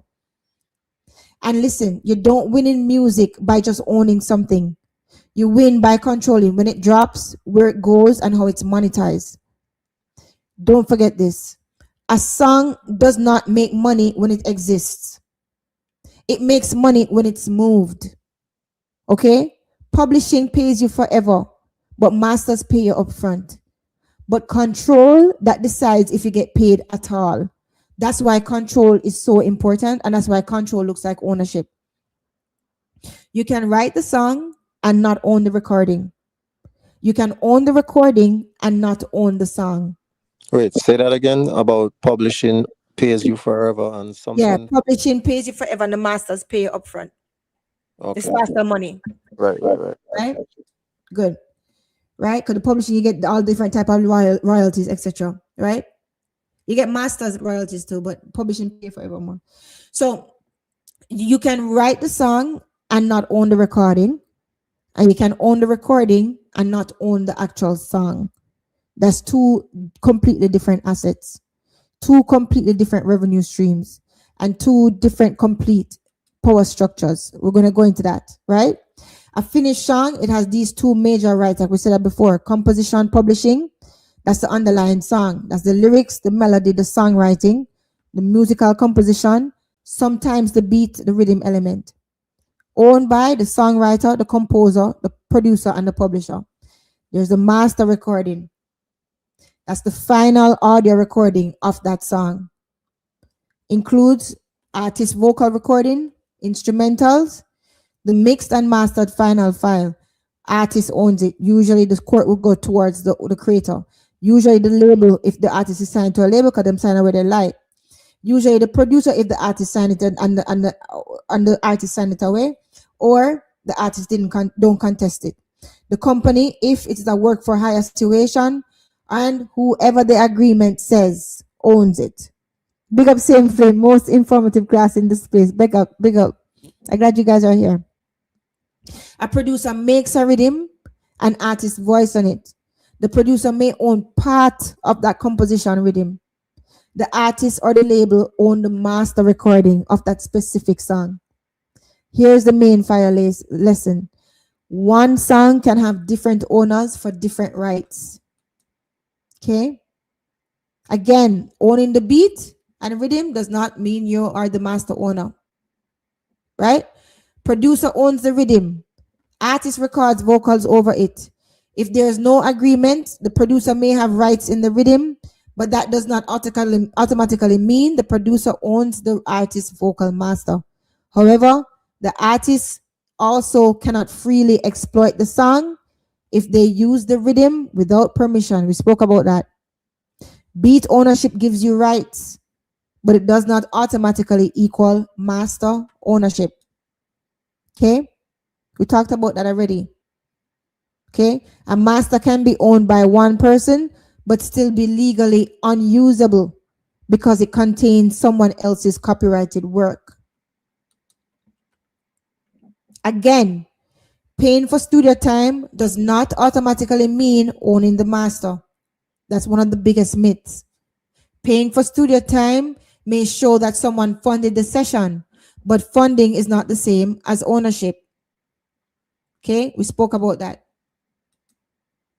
Why people think the payer owns the master. The perception exists because the payer often controls the situation. The payer may control the studio booking, engineer, files, the final mix, distributor account, the release plan, the budget. So even without legal ownership, they may have practical power. That is why control sometimes looks like ownership, and that's why a lot of the artists get fooled. Okay? A manager may pay for a session and the engineer only sends the files to the manager. Of course. Who paid the piper?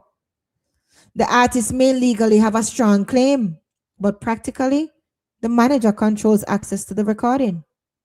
The main lesson: people confuse control with ownership. Big up King One Drop. Blessings, blessings, blessings. Barbados in the house. Money gives leverage. Contracts give ownership. Money gives someone influence because they funded the process, right? They may say, I paid for this. I want to approve the release. I need to recoup my money first. I won't fund the next project unless we agree, blah, blah, blah, blah, blah, blah, blah. But unless ownership was clearly agreed, money alone does not transfer copyright. Sorry to tell you. Right? The main lesson here, money can pressure people, but the paperwork actually determines legal ownership. And they have been working off of artists back because artists don't know that, and because of the fact that they have control. And a lot of the times they confuse control with ownership. And because of the fact that they know that the artists can't do any better. And they don't have the money to go to court. Right? So them take what them get, what them take what them supposed, what them get. I tell you, like a lot of the problems that we have in this country, not this country, but in Jamaica, is just a lack of respect that we have for each other. You know? Just the way we treat each other.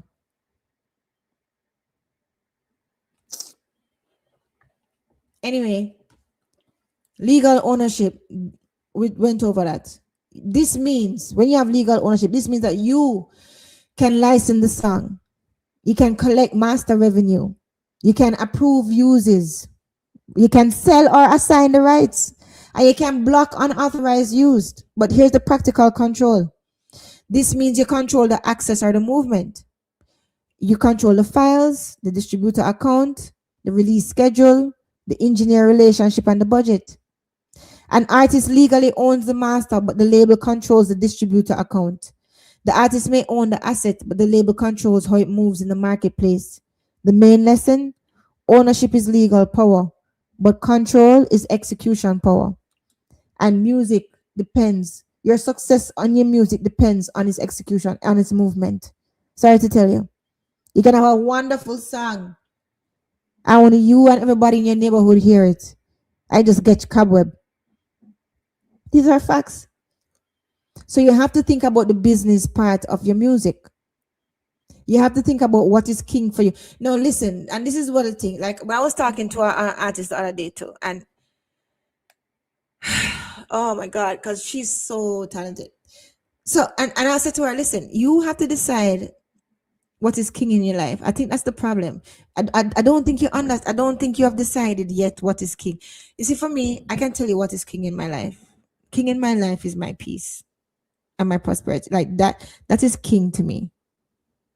So I do everything to protect that king piece. See what I'm saying? Right? No, you're in a relationship, of course. Your man is king to you. So you do things to protect him, of course. Right? But it's where in right now you need to figure out what is you're basically turning away chances to make money, and you say you want to be more independent. You have no money right now because you're behind on certain things. That is king. Earning, it should be king, not pride. When it come on to owning your work right now, maybe later that king will change. That's what I'm saying. Like right now, you need to be able to support yourself. Like you say, you want to continue and you want to do it in a legal way with using your art.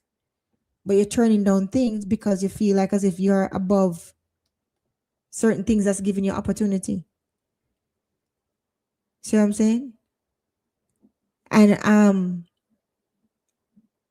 sometimes we have to take a look at ourselves, and see where we actually are and see what it is that we need and come out of ideals. You see what I'm saying? And also know that what I'm doing now may not be forever, but it's something that I need to do. I need to humble myself. You understand? To actually be able to and part of the humbling is part of the journey. Part of the humbling is part of the journey. I remember too when I had Blue Fire Writing, my first real company, big company, like not just a business, like a company. And we went through a really rough time, and there was a series of deaths. And I actually had to start waitressing again to help Blue Fire Writing to continue to get back up. And I actually had to look at myself and I said, but that's not beneath you. This is your baby. You're doing what you need to do to help your baby to continue. So you need to be at work at 6 p.m. Right? Because for 1 second that creeped into my mind, like I did waitressing before. I have my own company, blah, blah, blah. Yeah, but it was struggling at the time. So you're going to die with your pride, or you're going to do what you need to do in order to get the baby back on the feet. You understand what I'm saying? So a lot of times, right, you have to decide what is king to you. And that is why I say what Cartel did, right, is amazing with a lot of his songs, right? Right? It's facts. Because him show like him show all three examples. Him show all three in him example, especially with the fever, like what I was telling you before. Right? Him don't necessarily need it to own 100% of it alone. Right? There's a producer relationship there. He had his own label involvement, yeah, but there's a outside distribution infrastructure there. Zojak Distribution, TJ Records, and his label Adija Records, right? But guess what? Fever became a major streaming success, internationally recognized. I said it before, it was gold, right? Right? So scale made that ownership valuable. So that shows that 20% of massive can outperform 100% of medium or 100% of small, right? It's facts. It's facts. So, anyhow, gentlemen, you have anything you want to say so we can finish? Wrap it. We're going to continue wrapping up the letter. We're almost finished. Let me know before I continue. Do you have any? Do you have an example of a split sheet or artist contract on hand right Right? now? No, no, not right now. Not right now. Okay. No. I'll do Okay. that next time, love. I'll have to look into my files and stuff, but I have them, and I have different type of contracts to like, even with acting and theater and TV and film. Big up yourself, Lion King. Okay. Okay. Big up, same flame. Yeah, Yeah, I've never seen one before, so I'm curious to know. but you can look, yeah, look it Yeah, up. yeah, you're right. You're right. Yeah, Yeah, man. yeah. Look, you know, we're also for Fire Nation, we always look up things. True, true. Yeah, So I can easily look it up. Yeah. yeah. So coach fall asleep. You gone, coach? Coach gone. That's all right. In mirror in spirit. All right. So we're soon finished. Right. Money doesn't give you ownership, it gives you influence. Contracts give you ownership. If nothing is signed, the law leans towards the creator. Publishing owners also have power though. They earn from the radio, the live performance, streaming mechanical royalties, public performance royalties, covers, sync licensing, and composition from the composition side. Sorry. Right? Um, good. Let's see. Why does it matter? This is why people get burnt. Someone says, I paid for your studio's time, so I own your song. And that sounds powerful. But legally, if there's no agreement, the transferring ownership, that claim is weak. Okay? Good. There are 3 levels: money, who funded it; creation, who made it; contract, who owns it. Only number 3 decides ownership. And if there's no number 3, it leads towards the creator. Okay? That's as simple as I can put it. Okay. Now, the role of the producer. A producer have several possible rights depending on the agreement. They may own the beat, part of the composition, the publishing percentage, producer royalties, and the master points, parts of the master. But this depends on the deal, right? So a producer can create a rhythm and allow artists to voice on it, but the agreement says the producer gets 50% publishing and 3% producer royalties, but does not own the master. In that case, the artist or the label may own the master, while the producer earns from publishing and royalties only. The main lesson here: producer rights must be clearly separated. Beat ownership, publishing, royalties, and master ownership are not the same things. They must be separated. What's the role of the artist? The artist contributes the voice, the lyrics, the melody, the brand, the audience, the band. Artists do not automatically own every right unless they keep it contractually.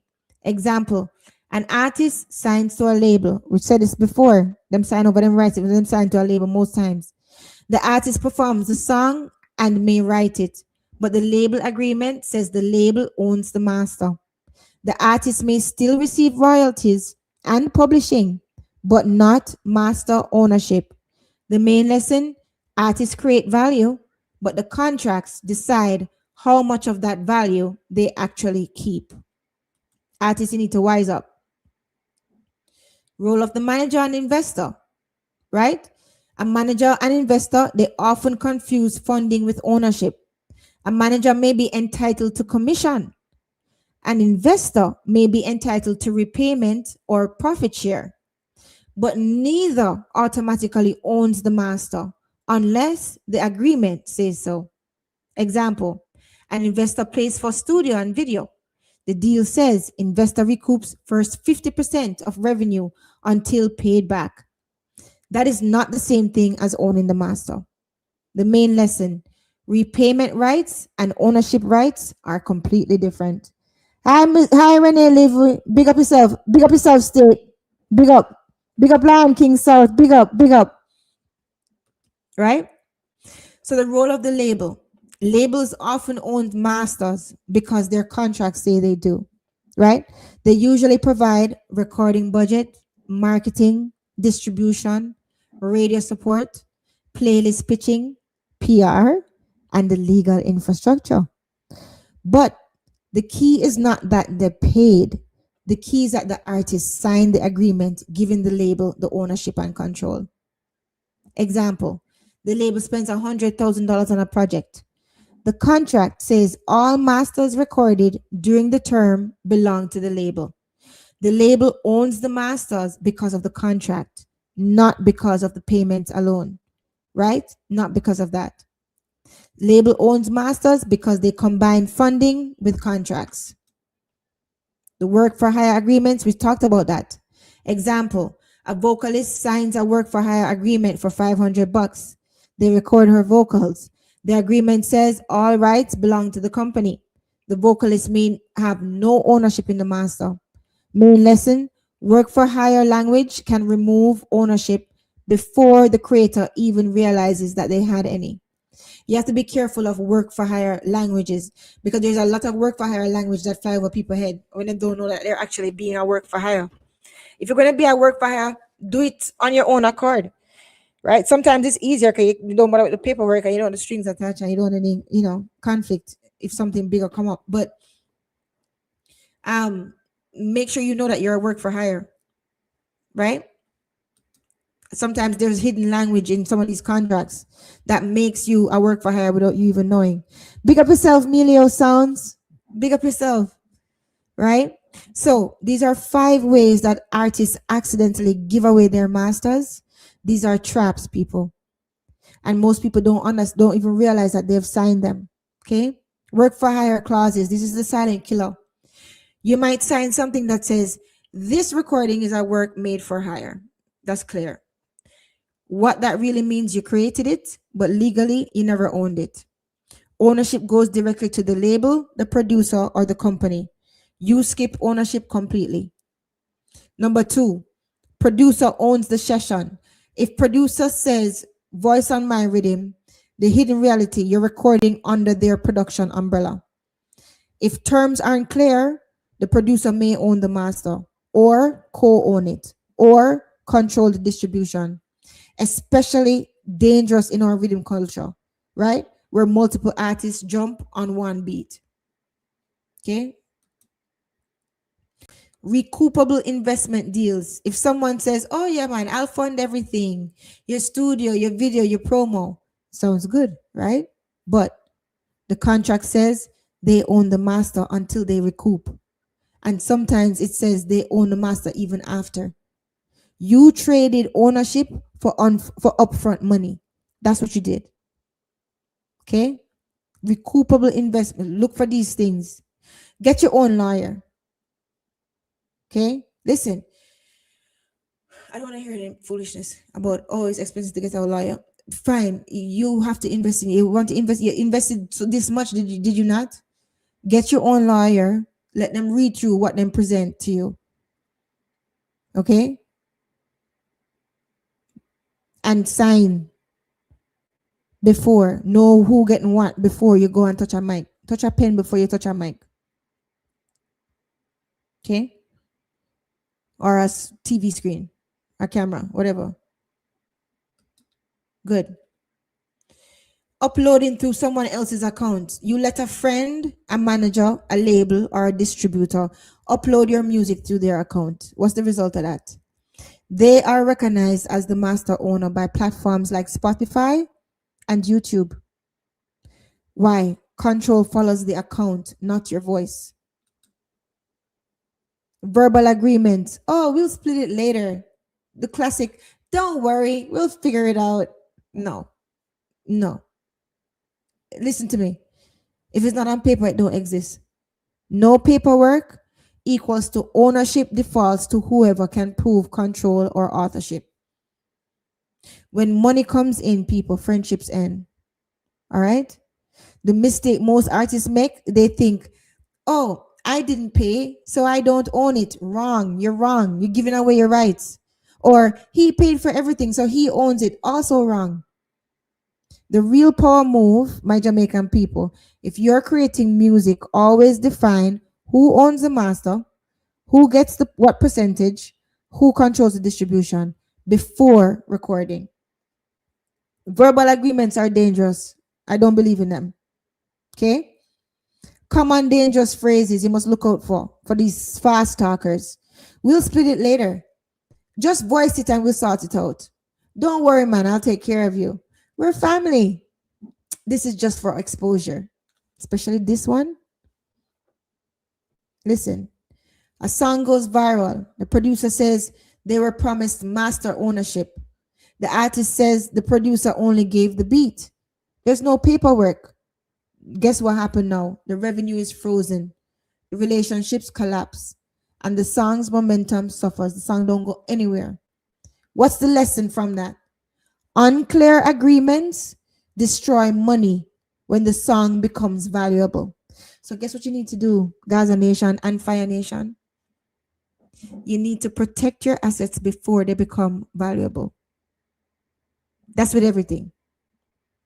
Protect your assets before they become valuable. They might be valuable now before they become more valuable. Okay? Okay, let's see. Upload it to someone else. This is an example. Artist lets a manager upload the song through the manager's DistroKid, TuneCore, or label account. The manager receives statements and payments. Later, the artist wants control but has difficulty moving the song. Happens all the time. What's the main lesson? Distribution control can look like ownership, even when it's not legal ownership. That's why you need to be careful. Fire Nation, listen to me. People don't believe the payer owns the master because it's legal. They believe it because the payer controls the situation. And control looks like ownership until someone fights it. I want you, my people, to not even have to be in the position to fight. I want you to get used to protecting yourself through contracts so there doesn't even need to be a fight, or at least it will not be an expensive fight because the contract says what its contract says. You hurry up, is a quick 1 day, done. Right? Now, control can be more powerful than ownership. We said that because control says this is moving, that's execution power. And music will not pay you just because it exists, just because you own it. Music will pay you because it gets to move. Okay? Ownership is potential power, but control is the activated power. If you own a song but you can't release it, you can't market it, you can't license it, you can't monetize it effectively, the ownership has limited practical value. That's what I was saying about that song with Fever. That song Fever. Right? That song have different ownership, but guess what? It gone all of it has its scale. The main lesson, ownership matters, yes, but control determines whether ownership becomes money. Right? Artist owns 100% of the master but has no fan base, no budget, no marketing, and no strategy. The song earns little.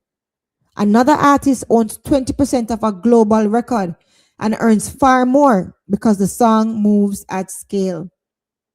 Publishing pays you forever, masters pay you upfront, but control decides if you get paid at all. Now, control in the real world.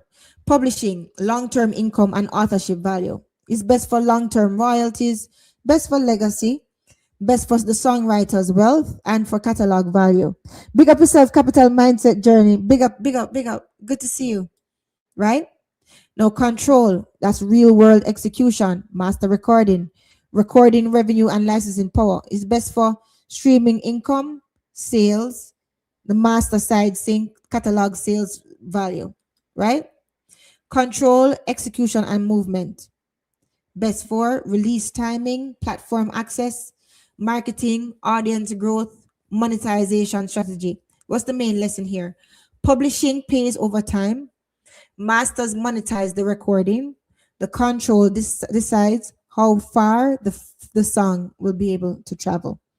Big up ASQ Dan. Big up yourself. Best up. Right?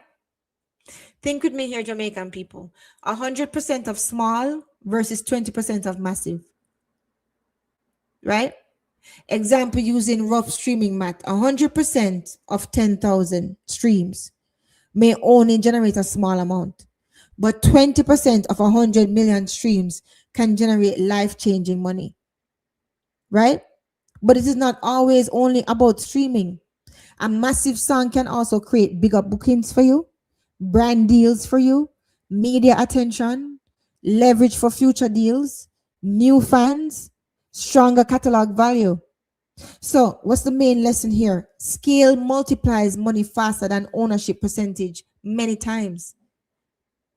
So, this is what I'm saying. You have to figure out what your king is and then protect that with all your might. And not because this is your king now means that when you reach a different level, that's going to be your priorities will change. You understand? But you have to face where you are right now and what you need right now. That is strategy. That is strategy. That is strategic. Big up Miss Jacobs. Bless up my queen sister, my fire sister. Bless up. Bless up. Right? But you have to have the humility to be able to do that. Good. So let's talk about when 100% ownership wins. Sometimes it does win, but you have to be in the position for this. No, 100% ownership can win when the artist has a real system. Hear this, hear this. This is good. When the artist releases consistently, the catalog grows over time, the artist controls direct fan relationships, the artist owns distribution access, the songs compound slowly but steadily, and the artist can monetize beyond streams. That is when 100% ownership actually wins. Big up, yes, big up yourself, Blue Steel, right? Example, an independent artist owns 100 songs.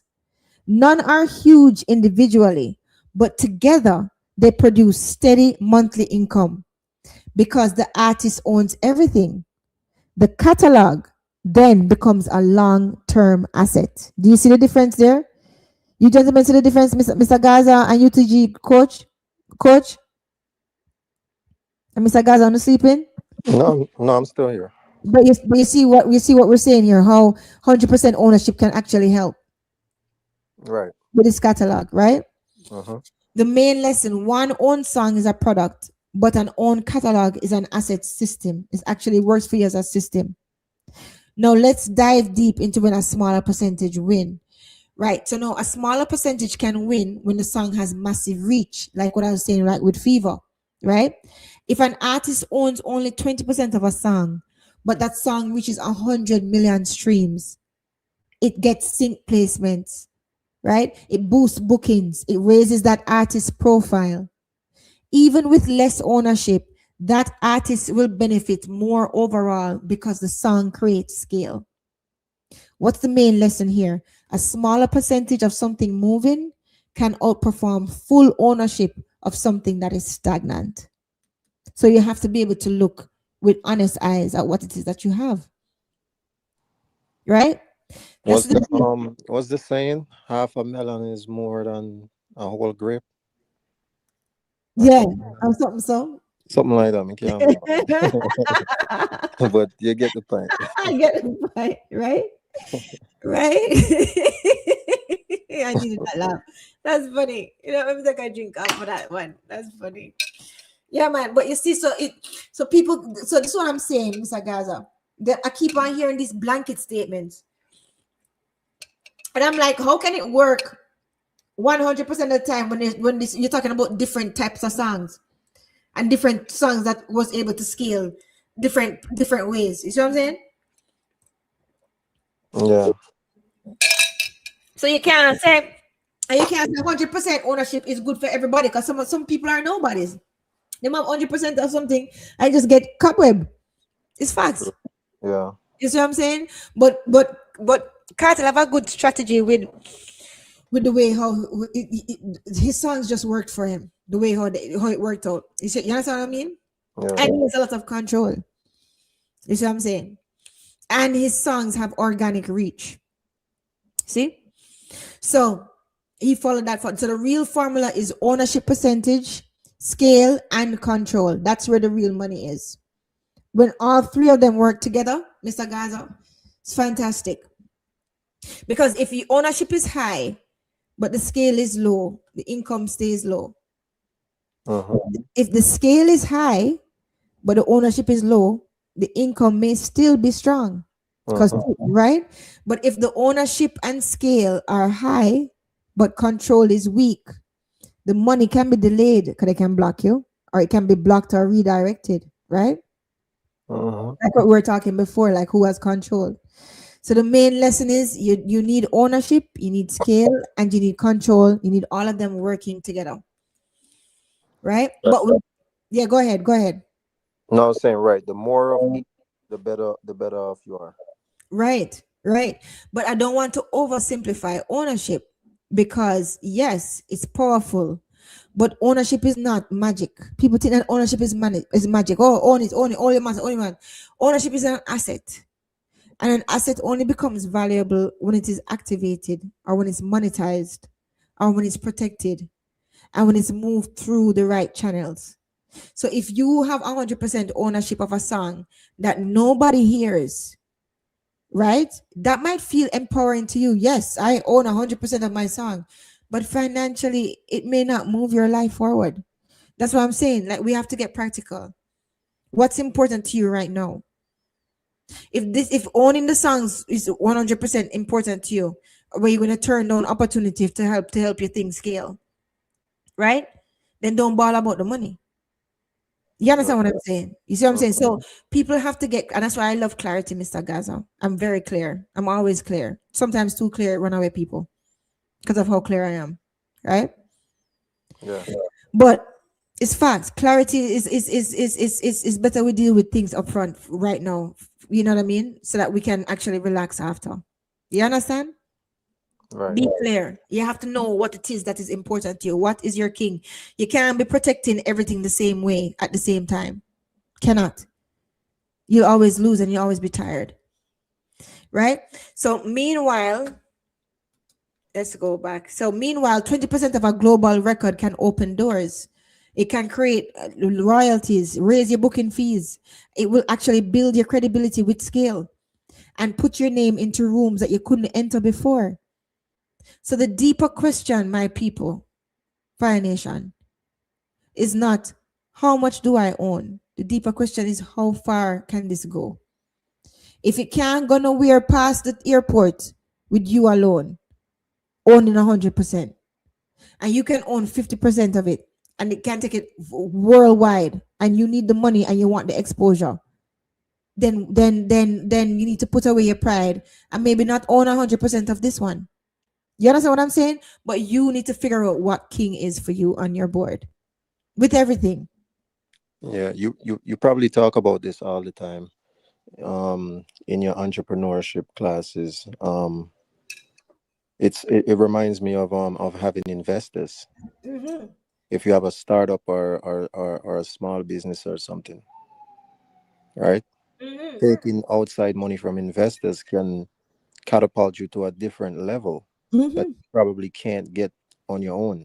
It might take you too long, or you don't have the connection or the links to get you in certain rooms, all Mm-hmm. those things. 100%. But enough entrepreneurs, they don't like to give up equity in the company to investors. They feel like owning 100% is always the right way. Yeah, they're usually the novices and they don't last. Yeah. You see what I'm saying? Or I mean, sometimes sometimes it's instinct too, though. Sometimes it's instinct. Sometimes they would just say that's their reason, but there's so many. Yeah, but no, you're 100% right. You're 100% right. You're 100% right. You're Uh-huh. 100% right. No, you're 100% right. You're 100% right. But they don't. But after you go through and you learn certain lessons, you learn it. You'll knock over certain dominoes. You don't have certain thoughts, right? Right, Certain, right. certain thoughts reveal what level that you're at, right? So when they think that way, it's because they're pretty new to and yeah, they'll learn. It will, right. So that's what I'm saying. Like, people need to look at music as a business, right? Right, because percentage multiplied by reach. That's money. Money, music money is not only about the percentage. It's not about you only 100%. It's about your percentage multiplied by your reach. I thought about this on my other live where I brought down the reach and its elements, right? So more of when 100% ownership wins. Sometimes 100% ownership wins, right? So there are real cases, right? Mhm, If mhm. you can scale your own catalog repeatedly, right? Like what Taylor Swift, that's why she went back to own her masters 100% because she knows that she could scale her catalog repeatedly. If an artist can consistently release music, build an audience, and get steady streams across many songs, ownership becomes powerful there. So Mm. one small song may not beat like a massive hit, but 50, 100, or 200 own songs creating income month after month, that becomes a machine. That Yeah. becomes an actual machine. Blessings, Horace. Blessings, Mr. Morrison. Blessings there. Good to see you. Right? So that actually becomes a machine where you're sleeping and you're making money. Or Everybody. going back to the same entrepreneurship example. Yeah. If I'm a second time founder Yeah. and I had a successful exit the first time, I might not need those investors again on the second round. So I can hold on to more ownership and more control the That's second time around. that's true Because too. I have the money now and I have the connects and the links and everything. That's true. That's true. And Yeah. it depends, but it depends on the industry that you're in. And Well, yeah. Sure. it depends on but yeah, but for the most part, yeah, you're right. And also too, if you're a second time owner, maybe you have the contacts, but maybe those contacts were for your first business, maybe it was a different Different market, different industry. so you're gonna need different contacts, but Right, right, people right. know people, so the more people that you live good with, the better. These are facts, True. right? So yeah, so if you can scale your own catalog repeatedly, right? That is a machine. So the lesson is one own song, that's a product. But when you have a catalog, that is an asset system. If you build strong direct distribution and you have control like what Taylor Swift has, that is an actual asset system. Big up yourself, text 876, my bro, my handsome bro. Press up the like button and subscribe and support my assist movement. Thank you. Oh, big up, Everybody, Brennan. Big up. big up everybody in the bushes. Please like the live, right?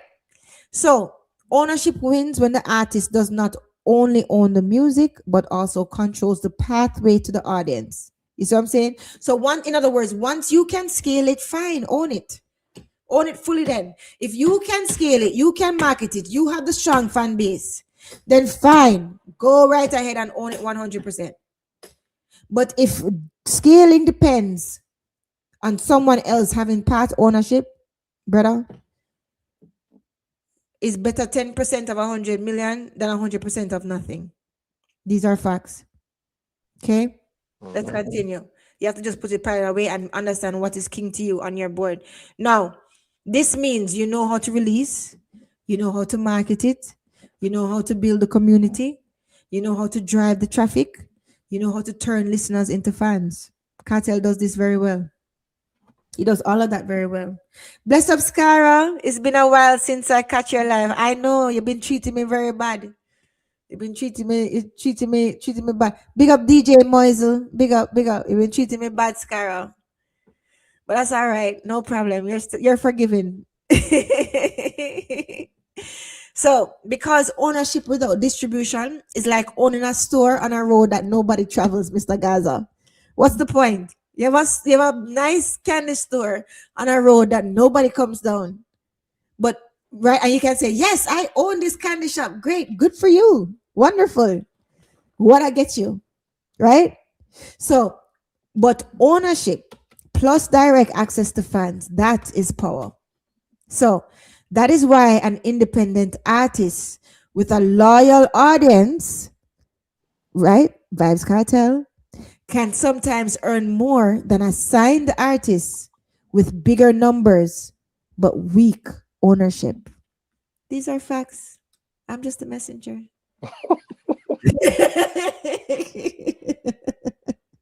That's seen me though. I talk to myself a lot. So that This is sorry. Um, right. So if your smaller songs compound over time, we just explained that, right? So if them get discovered through playlists and TikTok clips and YouTube reactions, right? Right? Every new wave will benefit you, right? So that is why catalog ownership matters. So a song that looks small today can become valuable later if the artist keeps building their brand, right? That's why I said Massacre needs to keep on building his brand. He needs to keep building his brand. You don't need to worry about being anybody else. You need to find out who Massacre is. Find his own. Him have him own fan base now. You need to grow that, right? And him need to just do him. Don't need to be anybody else. Don't try to be or size up with Vibes Cartel or try to be Sean Paul or whatever them saying that him is now, right? You need to find him own a voice and stand on him and continue that way. Build him own brand and firm up him fan base more, right? So Mhm. 100% ownership wins when the artist has patience, consistency, and control, right? One small song rarely beats one massive record in pure dollars. That is the uncomfortable truth. The scale changes the equation. We must consider scale. It's the business of dancehall. 100% of 10,000 streams is still tiny. 20% of 100 million streams, it's life changing. And it's not just the stream money, right? The stream money, a massive song will bring you higher booking fees, brand opportunities, more followers, more leverage in negotiation, more radio interest, more media attention, more cultural relevance, more demand for future releases. Don't cut off your nose to spite your face when you need a break. So even if the artist owns less of that one record, the record can increase the value of their entire career. Listen to me again. So even if the artist owns less of that one record, the record can increase the value of their entire career. Why? Because it got a chance to scale. That is why this is not a simple ownership argument. Everybody keep talking about 100% ownership, 100% ownership, 100%. I'm like, brother, it depends on the artist. It depends on the song. It depends on so much. Where is he in his career? Why not talking about it like as if it's just one? It's just one agreed upon. Do we know what are the elements of this conversation? You see what I'm saying? And it frustrates me because I'm hearing these blanket statements. And I'm like, it depends on so much more. Where is the artist in his career? Right? What type of song? Who is the song good or not? What else? What else are the components to this argument? Because it depends on so much, right? It's facts. It's a business model argument, right? Ownership. Was I here? Yeah. Ownership without distribution is like owners. It's not. It is a business model argument. Okay, that's what it is. It's not just about the stream money. Yes, here was I. Right. Business model. So even if the artist owns less of that record, right? This is why it's not simple like an ownership argument. It's a business model argument. How are you making your money for now? For where you are right now with what you have. Your business, listen, your business model change. Your business model can change over time. People pivot. Jay-Z, when he first started out, is not Jay-Z right now. He's treating the business differently. Vibes Cartel, when he first started out, is not Vibes Cartel right now. He has evolved in the business. He's treating the business differently. That's what I'm trying to say to you. You can't be just starting now and trying to have a legacy moves when you're just starting right now. Look at where you are right now and stop with all of this. Your ego, as I say, your ego going to kill you every time, you know. You can be talented out. That's why I don't frighten over talent. Mr. Gaza, one thing about me, I don't frighten over talent. First, because I think I'm one of the most talented people I know. But not only that, but secondly, because of the fact that talent is not enough. A lot of people, I know a lot of talented people. The whole lot of talented people in my family that you know, and Mhm. people that you know that's not so. Why? Because his talent is not enough. Anybody can born with talent. That's not your doing. God give you the talent. That's great. Wonderful. You see what I'm saying? But I know that a lot of people rely on it. You understand what I'm saying? Them rely on it without, and so it make them very prideful and not able to look at where am I right now? What do I need to give myself a fighting chance instead of being so prideful and saying, oh, I own 100% of something that only gives me $10 a month. You understand what I'm saying to you? Yeah, definitely. You see what I'm saying? You might be the biggest thing. That's fine, but allow yourself to grow into the biggest thing. You see what I'm saying? Right now, if nobody heard about you, why if nobody heard, nobody know. You understand what I'm saying? Not saying to sell out or anything like that, but sometimes you have to know whether 100% ownership is helping what you consider king on your chessboard or not. These are facts. You have to look at your own career individually and look at where you are and what Renee Levy said. That is it, and she knows, right? She's an artist, and check out her music and her cover her album is wonderful. It looks beautiful. I love it, right? So it's not about choosing 100% or 20%. It's about understanding this. Scale multiplies money faster than ownership percentage. A percentage is only powerful when there is something big enough to multiply. People brag about ownership like ownership alone guarantees income, but it does not. The formula again is ownership percentage times scale times control. That is the real money. If the scale is low, even 100% stays small. If the scale is massive, even a small percentage can become powerful. But if you have ownership and scale with no control, someone else may still control the timing, the distribution, the licensing, and the revenue flow. That is why all three matters, artists. And I'm going to say something that may offend some people, okay? But it needs to be said. We don't care about it offending you because the truth often is offensive. Ownership matters, that's true. But when you have ownership without movement, all you have is paperwork. Mute them, Mr. Gaza, please. Oh, sorry. That's okay, Ann. Right? When you have ownership without movement, all you have is paperwork. You have a piece of paper that say you own this. Great. What bring you? You have to start thinking about the business and what is king on your chessboard at this time. You can own 100% of a song that nobody streams, nobody books you from, nobody talks about, nobody remembers, and nobody pays attention to. And then another artist owns 20% of a record that takes them around the world. Who won? A piece of massive can change your life. And this is where artists have to stop thinking emotionally and start thinking strategically. Yes, the link to our new song "Rich" is on YouTube. Yes, put your link here too, Renee. Blessings, blessings. Right? You guys check out our song "Rich." Well done. Right? You have to stop thinking emotionally and puffing out your chest and start thinking strategically. The question is not, do I own it? The question is, can I move it? Can I monetize it? Can I scale it?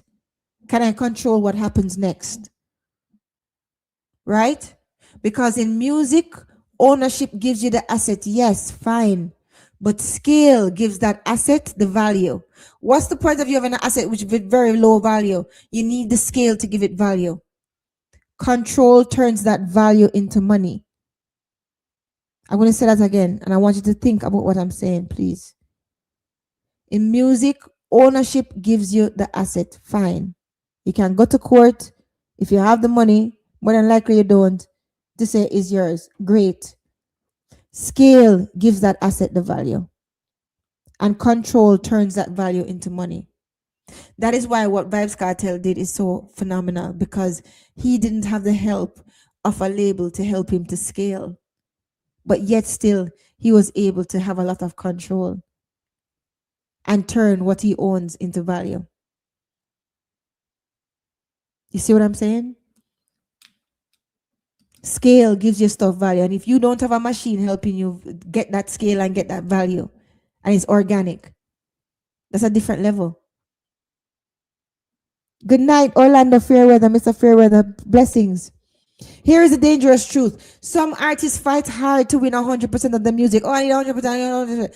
But they ignore the fact that nobody's listening to them. And I'm not saying that to disrespect ownership. I'm saying that to protect artists from confusing ownership with success. Do not confuse ownership to success. Yeah, you own, but what you own? A pile of nothing? What you own, a condemned house? No, who wants to own that? Not because it's ownership, that don't mean that it's success. You have to be, you cannot compare yourself to somebody like Vibes Cartel or somebody who is way above, way past or went through your levels. You have to look at if what it is that you own is helping your trajectory or where you want to go. Okay, you have to start looking at your own career. Ownership is not the finish line. Ownership is the starting point. After you own it, you still have to make people care. You still have to build demand. You still have to create movement. You still have to turn a song into a business. That's not easy, because the market does not pay you because you own something. The market pays you because the people want it.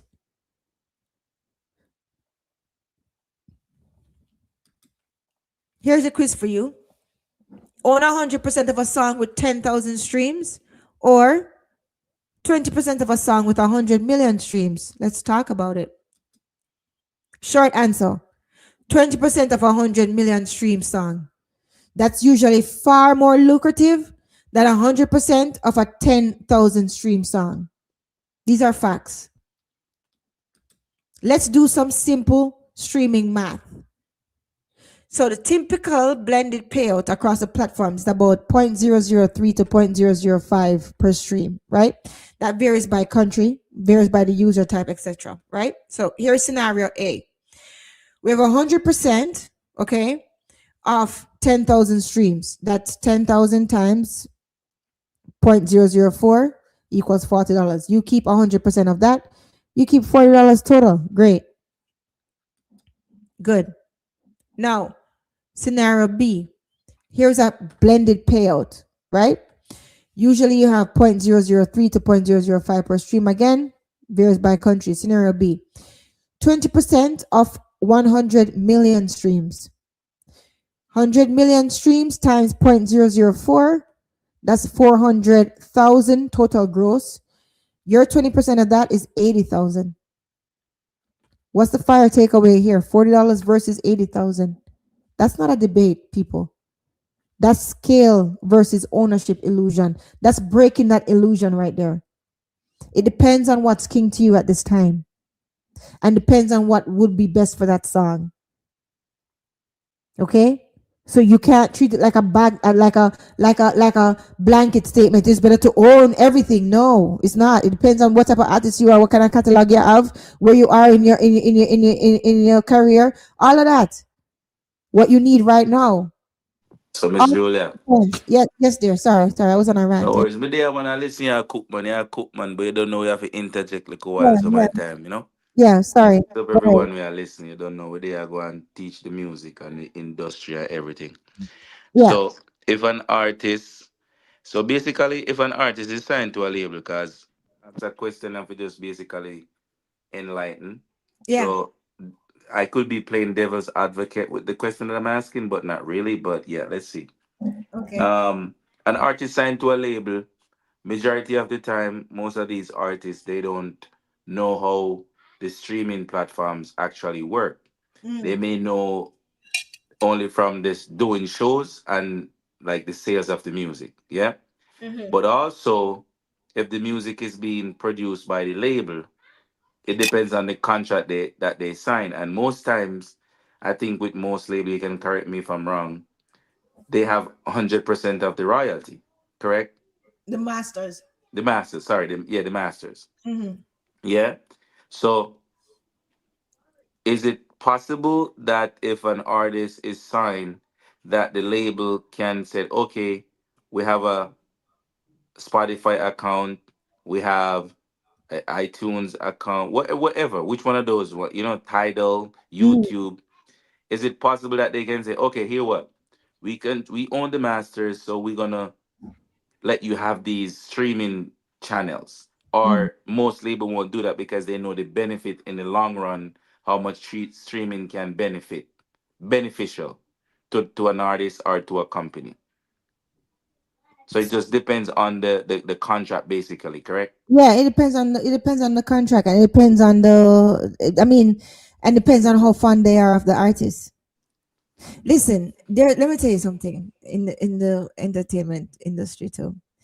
Like, yes, a lot of things are contract and stuff like that, but a lot of times when people have leverage power, rules get blurred for them. These are facts, and that's in every industry, right?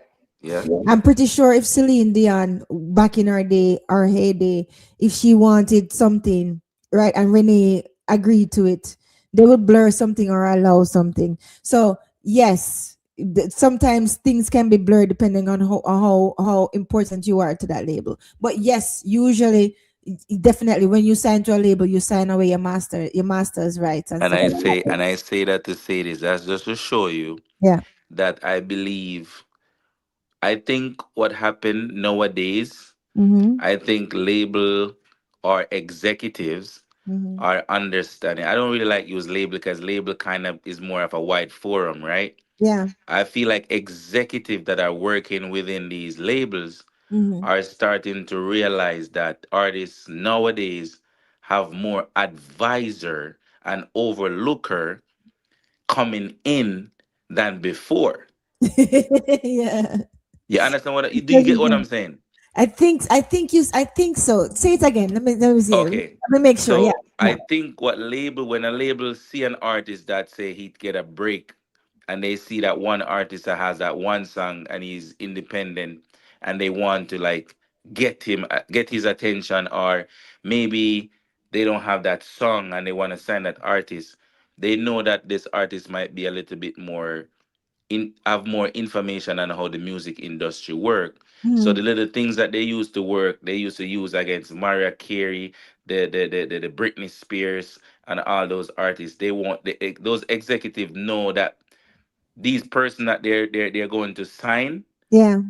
they have a certain idea of how the industry work. Oh yes. Yeah. Yeah. Of course. Definitely. Like we So always say. Yeah. Doping so up. the, so I say that to say this, that Yeah. some of the pitch that they normally use on the older artists. Yeah. I'm not saying some artists don't fall for it now, the same Yeah. old 360 deal and whatever the case is. Yeah. But I feel like no, they're coming more to them with more ideas. So no, they have to like fall back a bit and more like, okay, we can give you the masters, but what we can do is if you have a label, you can sign you can sign your label to us if you have artists and we could work together. If you get what I'm saying. Yeah. Yeah. They're trying different ways, and And they have to mitigate because people are more informed now. I understand. that's it. But So the fact of the matter is, there are certain steps for you to do to protect yourself so that none of those slimy tricks can work. I know, but that's Right? what I'm saying. That's Yeah. basically what I'm saying. So Yeah. like somebody like you can Mm. be overseeing someone who has talent. I like say, okay, so for instance, Yeah. I'm an artist Yeah. and MMG come to me and say, "Oh, we want to sign you," or Disney come to me and say, "I want to sign you." I know you, so Yeah. you're not a lawyer, but I know you. You know music. You know how it works. I Yeah. will come to you and say, "Hey, Disney want to sign me. What do Yeah. you think?" And you're gonna Yeah. be like, "Oh, okay. Let them know Yeah. this is the things that you would like for yourself." Yeah. Listen, I have done that before, but I would never, and I have even gotten asked on TikTok to buy certain artists to manage them and stuff like that. That is, It's not even the No, managing part. It's just that the advisory part. advise, yeah, the advisory part, right? And I have done that, but I wouldn't formally do it. I do it out of the kindness of my heart. Like if I ask have a question or something, I will advise them as best I can. Or if I don't know, I'll find out, or I'll point them to something, and I'll also give them things to read, right? And I tell them what Most of questions. them can read to you can a lot of people can read but they cannot understand. Right. So if they have any questions, then they can, then they can ask and stuff like that. So I wouldn't do it on something formal, whereas I take people money or say that that is what I'm doing. You understand what I'm saying? Yeah, But yeah, yeah, when yeah, yeah. people find me organically, and like I actually, and I realize that they're not sleazy, or they're not up. They actually just want pure help. Yeah. Like if they ask me something, then freely I was given information. Freely I shall give it. You know what I mean? Big up. Because Let me also go ahead. let me just tell people, big up yourself, Jermaine A. Simon, and thank you for the $10. I appreciate that. Big up yourself, Garnet Reed, of course, for the A-list artist, most definitely. Star 187. Big up yourself. Wait there, a coach. This Renee says, yes, it's coach. Coach, bless my grace my platform today. And big up again, Star 187. Yes, coach, go ahead. I'm listening to you. Renee, go easy. Bless up, Renee. Bless up in chat, man. My dear man. But Yeah, yeah, yeah, um, I think that's what's missing in our industry. You know what I mean? yeah, And not saying that we haven't have artists that signed before and have idea, but that you just said it right. You might not want to do it, but I feel like the people within our industry who have that intelligence, yeah. they will take that route that you said you're not going to take. I won't take it, but coach, I said I won't take it now. Right Yeah, now, right. But you don't know what plans I have for my life, because I have businesses planned in my head after this. You know what I mean? I don't tell yeah, my, you but know what I'm saying? we just based off the Yeah, experience that you shared, yeah, yeah, right? And based off the experience that you have shared, I believe there are artists that being exploited in such way, yeah. and They are. when it doesn't work out for the artist, and the label decide like, okay, this not financially, this not making any sense for us, and then keep in mind they might have recorded a song and that song no end up blow in the business, and no, that artist is not signed no more, the artist don't own the song, Right. and Yeah. the advisor didn't advise Advise the, them. exactly that, Right. hey, if that happened and you feel like you want to walk away, okay, you make that choice. But remember that artist did voice that song and that his name is on it. Is he getting rights for the song or not? Right. But See what I'm all saying? of that has to, but that's why I said, coach, from the beginning. I gave them certain things that they need to tie down before they touch a mic. My motto is touch a pen before you touch that stage. Okay, Touch a pen before you devil touch that advocate. mic.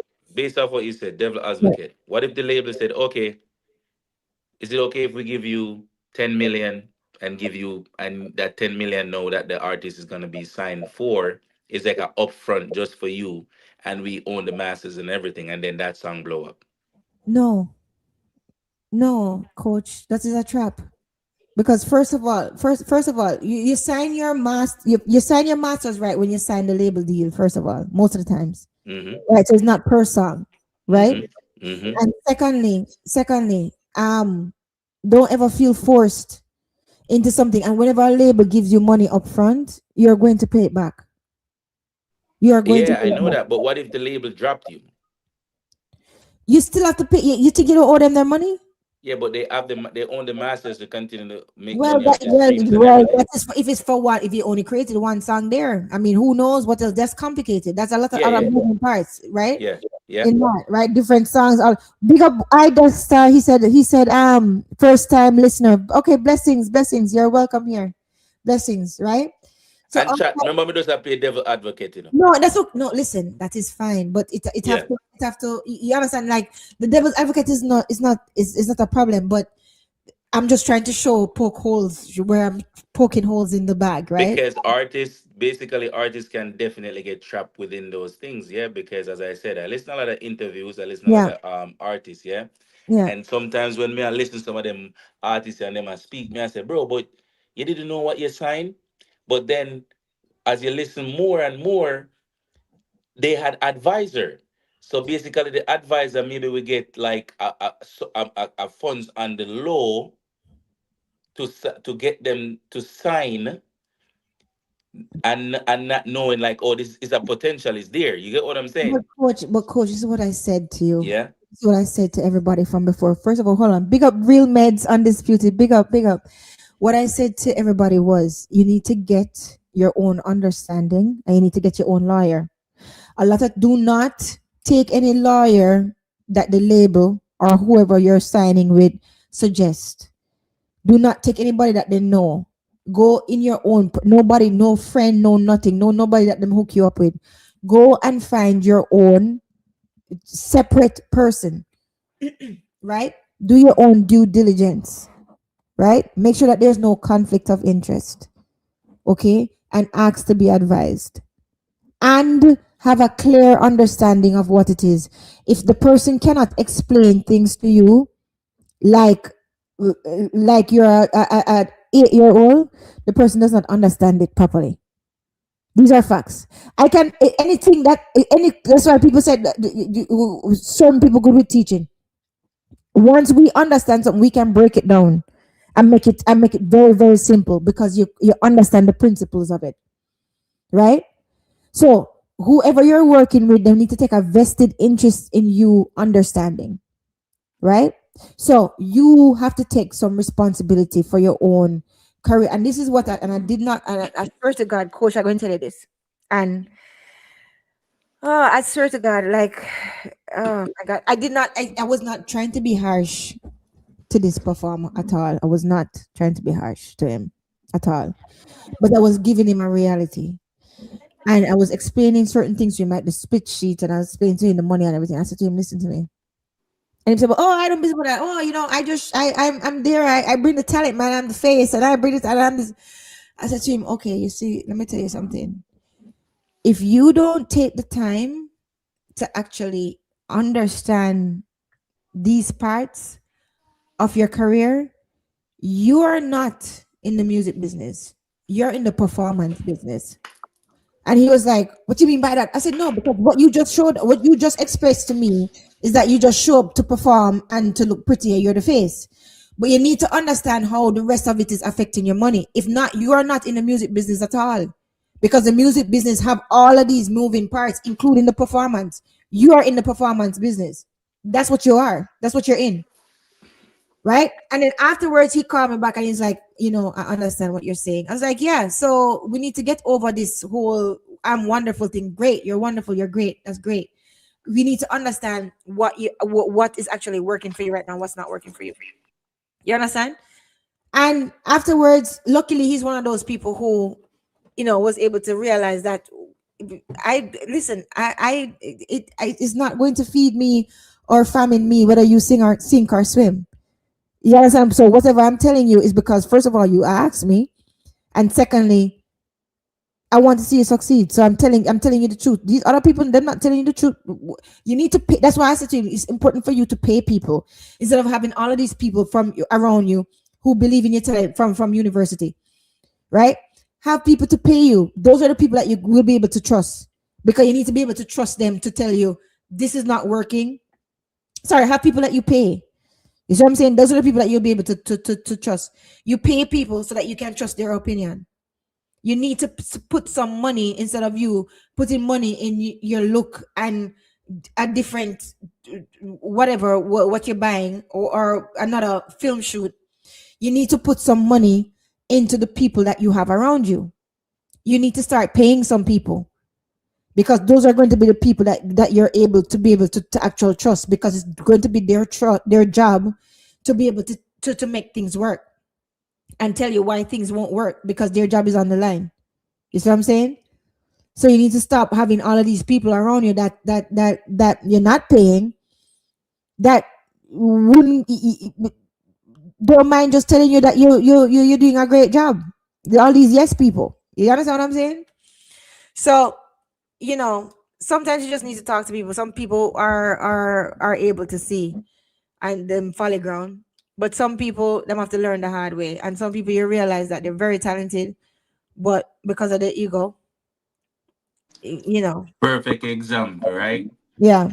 Cause me I follow one case, I think about I would say 2.5 years right now with Little Boosie and one artist when named Blue, Yeah. right? And some misunderstanding happened, and now they're in court because I guess Boosie brother go behind him back and sign Blue to a label, right? Mm-hmm. And the whole contract with Boosie get violated.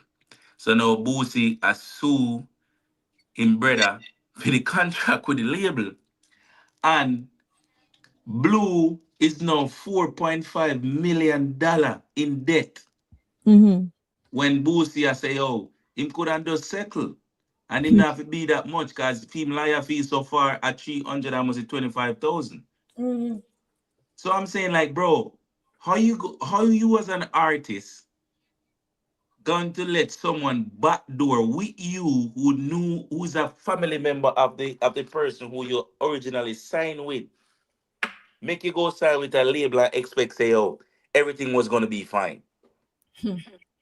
So now the label appear for lawyer for him to fight the case, but him not understand say all that the money they where the label have put up, him have to go pay that back. Exactly. You understand? Exactly. So a lot of people don't understand how the music thing really, really work, you know? Yeah. Modeling is the same thing too. And Yeah, that's one of the reasons why I quit it, because they wanted me to straighten my nose. yeah, I was making money, and there was like, you could make so much more money, and we pay for this and pay for that, and you'll make that off back in less than 5 months, Julia. Especially if you straighten your nose and blah blah. It's like, no, I'm not doing that. My nose is one marker that connect me to my mother family. You yeah, understand what I'm saying? yeah. I don't want to look in the mirror and not look at myself. What kind of self hate is that? I'm not straightening my goddamn nose. So them do that across everything, and a lot of people fall into that. But Mm-hmm. let me bless up Miss Renee Levy. Blessings, Renee. Ready? And God Hey, bless you, know. good night, everyone. Good night. Good night. good night. Before we move on, you have anything that you want to say before we move on, my love? Sure. I figured I'd come on as opposed to texting. Miss Julia, first of all, let me just thank you for what you're doing in this space. It's so needed. As you were talking earlier, you were actually speaking about a scenario that I just actually went through with my song Rich. Mm. So I just wanted to say thank you. Sometimes on this journey, I'm sure you're, and I'll say this, I'm sure you're like, is anyone hearing me? And I'm telling you, your reach is so powerful. Keep doing your videos, keep educating the space, because let me tell you something, we need it as artists, and not just artists, but music professionals. So thank Thank you for you. that. Thank you so much, Renee. Thank you. Yeah, of course. My question is really direct. So someone reached out to me tonight about the song that I did on the WYFL Mm. rhythm. I always say rhythm. And it's for Cartel, right? So the King of Dancehall song. I didn't put it up on iTunes, Miss Julia, because I wasn't authorized. And I know I wasn't gonna be authorized. It was just promo. So how do I move forward with that? Because the gentleman that reached out to me, he said he wants to feature the song on a playlist with Mhm. other songs for Cartel, but it's not up on iTunes. It's not like, in other words, I didn't distribute it. So how do I move forward with that? You know what? I can honestly say I'm not too sure. I Okay. think you need to get in touch with who The owns the producer, rhythm. the producer Yeah, song. you need to get in touch with who owns the rhythm, the producer. Yeah. And first of all, this is what you need to do.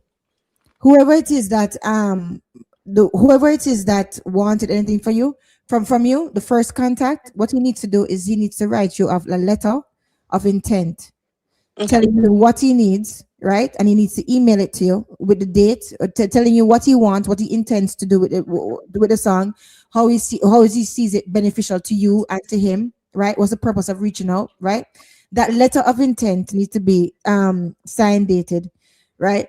Also, you're going to use that letter of intent, and you're going to use it when you reach out to that producer, and you're going to say, this is the opportunity that has been that has arose from me using the rhythm, blah blah blah. This is Okay. my song, and you include a copy of your song, right? You form it, but you have to attach his letter of intent too, so that they can actually see the potential reach of who this person is, right? Okay. Okay. and then you go from there. But that is how I would advise it. But first, whoever it is that reach out to you, you need to give you a letter of intent, like something Okay. actually written and something actually emailed to you. That's what you need to do. Okay. Yeah. All Optimum right. Prime. Yeah, man. I miss Julia this Thank one. you so much, guys. Bless Bless up, Yeah, Renee. Renee. you all the best. Bless up, Man. Renee. Wish you all the best. Thank Wish you you. all the best. Thank you. Bye, But guys. Thank Bye. All right, you. Renee. right. But Everybody Miss check out Renee's channel. Yeah, Miss yes, Julia, you yes, see sir. how that tie right into what I was saying earlier Yes, you're right. about a aspiring artist jump on a big rhythm. Yeah, yeah, you're right. You're 100% right. 100%. Mhm. You're very definitely And you definitely see, appropriate. everything ties in because me did go say it to you earlier on, Yeah, Say one thing me respect with this new generation of artists. yeah, They are not afraid to ask the necessary questions yeah, and get the right information. And what these younger artists, they're more business savvy than the older artists. And what I believe, and me say this a lot of time, especially I think me and Phil Reggae did a talk about it one at the time. I mean, I say Phil Reggae. You know what I respect? The youth them will build them own a music now, have them own a studio, and everything. You know why? It's because they can dictate the future. You see, before they have to go find all these top producer who have these things, and they will pay the artist 150K, 100K, and then take all of the youth them publishing and everything. You understand? And a yeah. song will blow up in a Europe, in America, and the song are go on and them they are Jamaican and say, yo, you know, say me have a top 100 pound billboard. And them I say, you know, make no money and fight. No, man, me not make no money, man. No Sly or Robbie song, man. And you say, eh? And them must say, them pay me already for it, man. No, no. Work for hire without them even knowing. You understand what me I Yeah, say? yeah. Of So course, I what Renee just ask you and what she actually I do, that's the real way of go about it before you even agree with no one. exactly. That's right. That's facts too. Yeah, man. Facts too. But at the same time,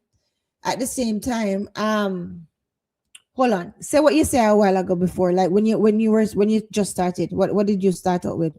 With the younger artists, them me like how them produce them song Right, now. right, right, right, right, Yeah. right. So I agree with that too. I like the fact that they can have some kind of power and autonomy, right? No, this is the thing. I don't want it to be where they're stunted when they can actually be protected. Because this is the thing.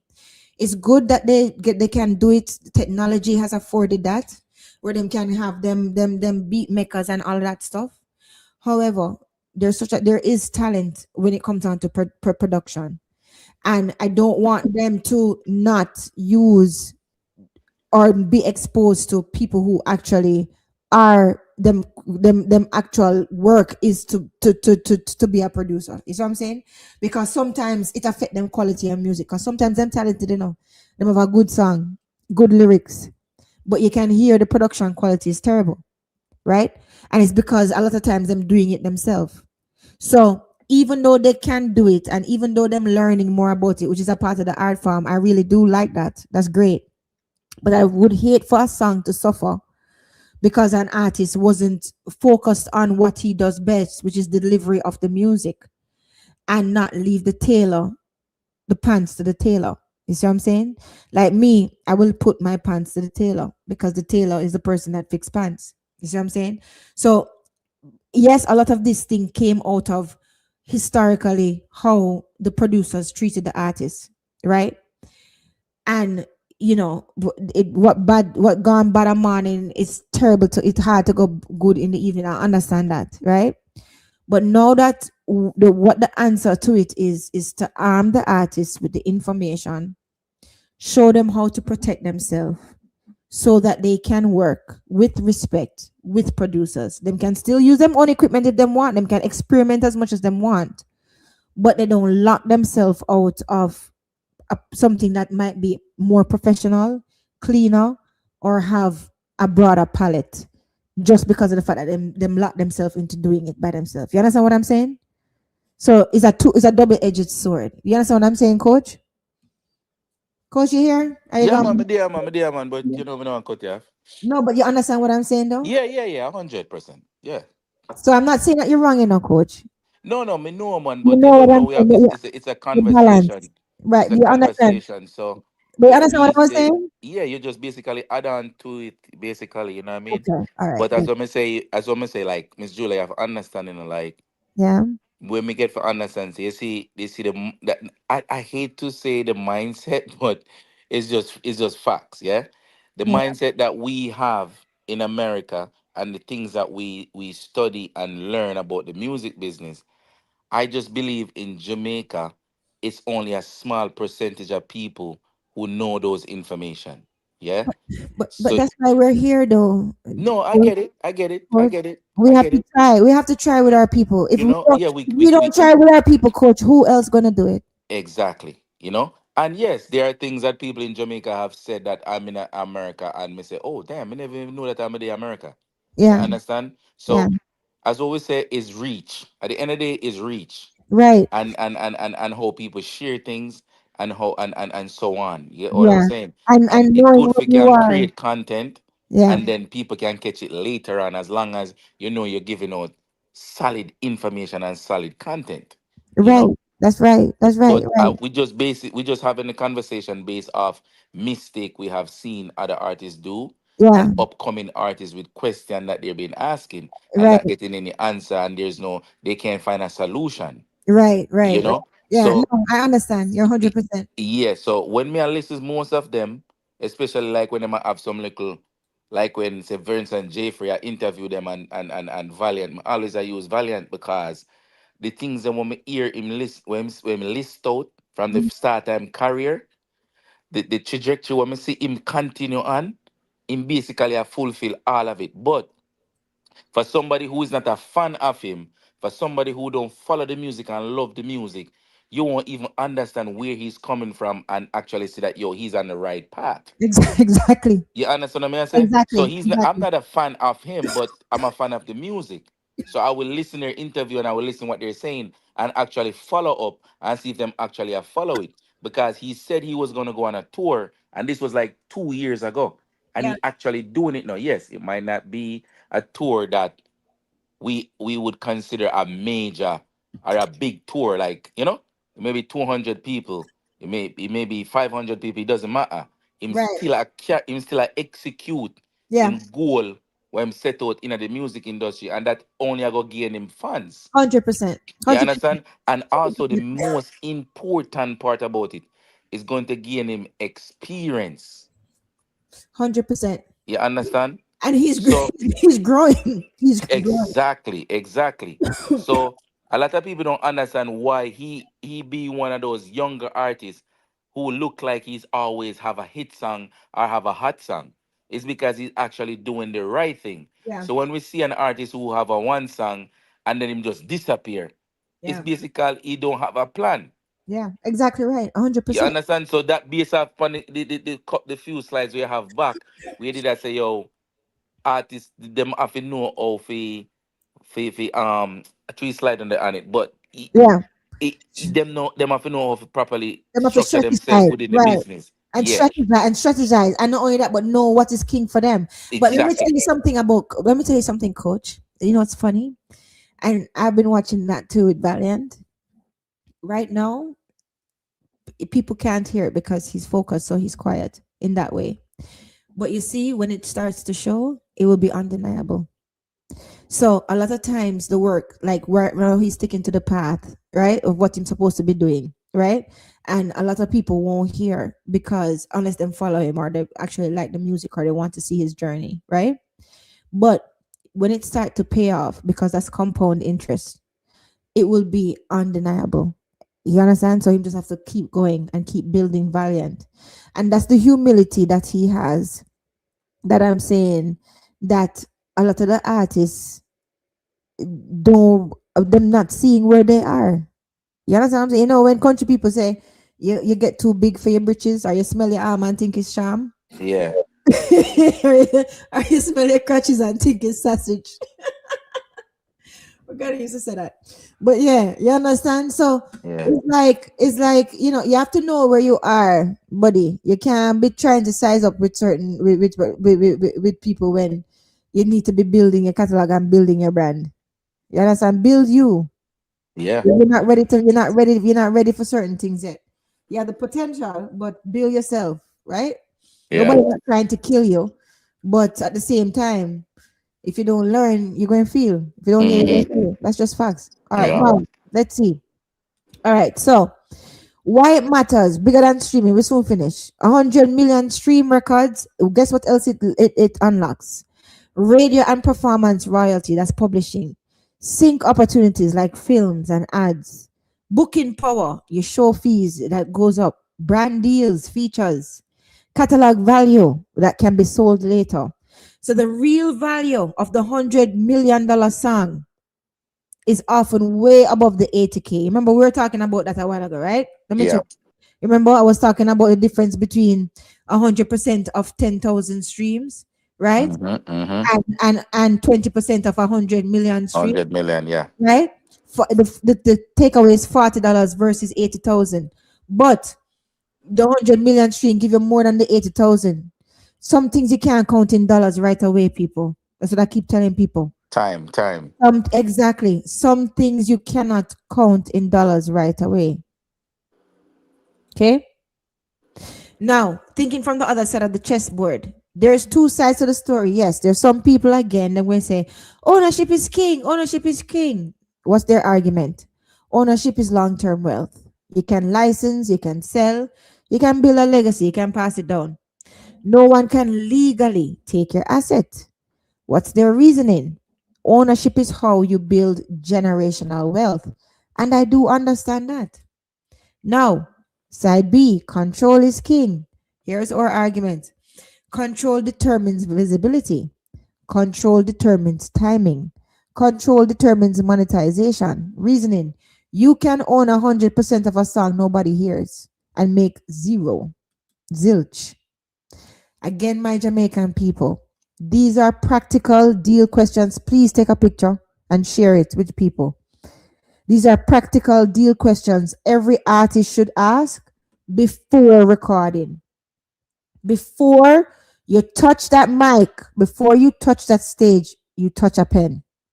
You need to clarify who owns the master, who owns the beat, the rhythm, who owns the publishing, who controls the release, who controls distribution, who gets paid first. Is the investor recouping money or is he owning rights? Is the producer getting royalties or are they getting ownership? Can either party take the song down? Who receives platform payments? Who has access to sessions files? Who has access to the session files? Who can approve the sync deals? What happens if the relationship breaks down? You need to treat this like a business. This is your business. I'll tell you again, and the same thing that I told that young man. If you don't get this part straight, you're not in the music business, you're in the performance business. Because the music business includes the performance business plus the money intricacies and the rights intricacies. You're dealing with assets here. You're an asset. Maybe if you saw yourself more of an asset, you would treat your business more of an asset. Right? That's why I want us to respect each other more and treat each other better. Because we need to start to see each other as assets. Because we are. We can be. You are. Your talent is an asset to the community, is an asset to dancehall, is also an asset to the country. So you need to take care of it as such. Who have eyes to see can see. All right. Devil's advocate. Yeah. Yeah. Do you think more? You think some labels think about these things when they're signing an artist because at the end of the day, it's business. Yeah. So, do you think labels are thinking that when they're signing artists from Jamaica?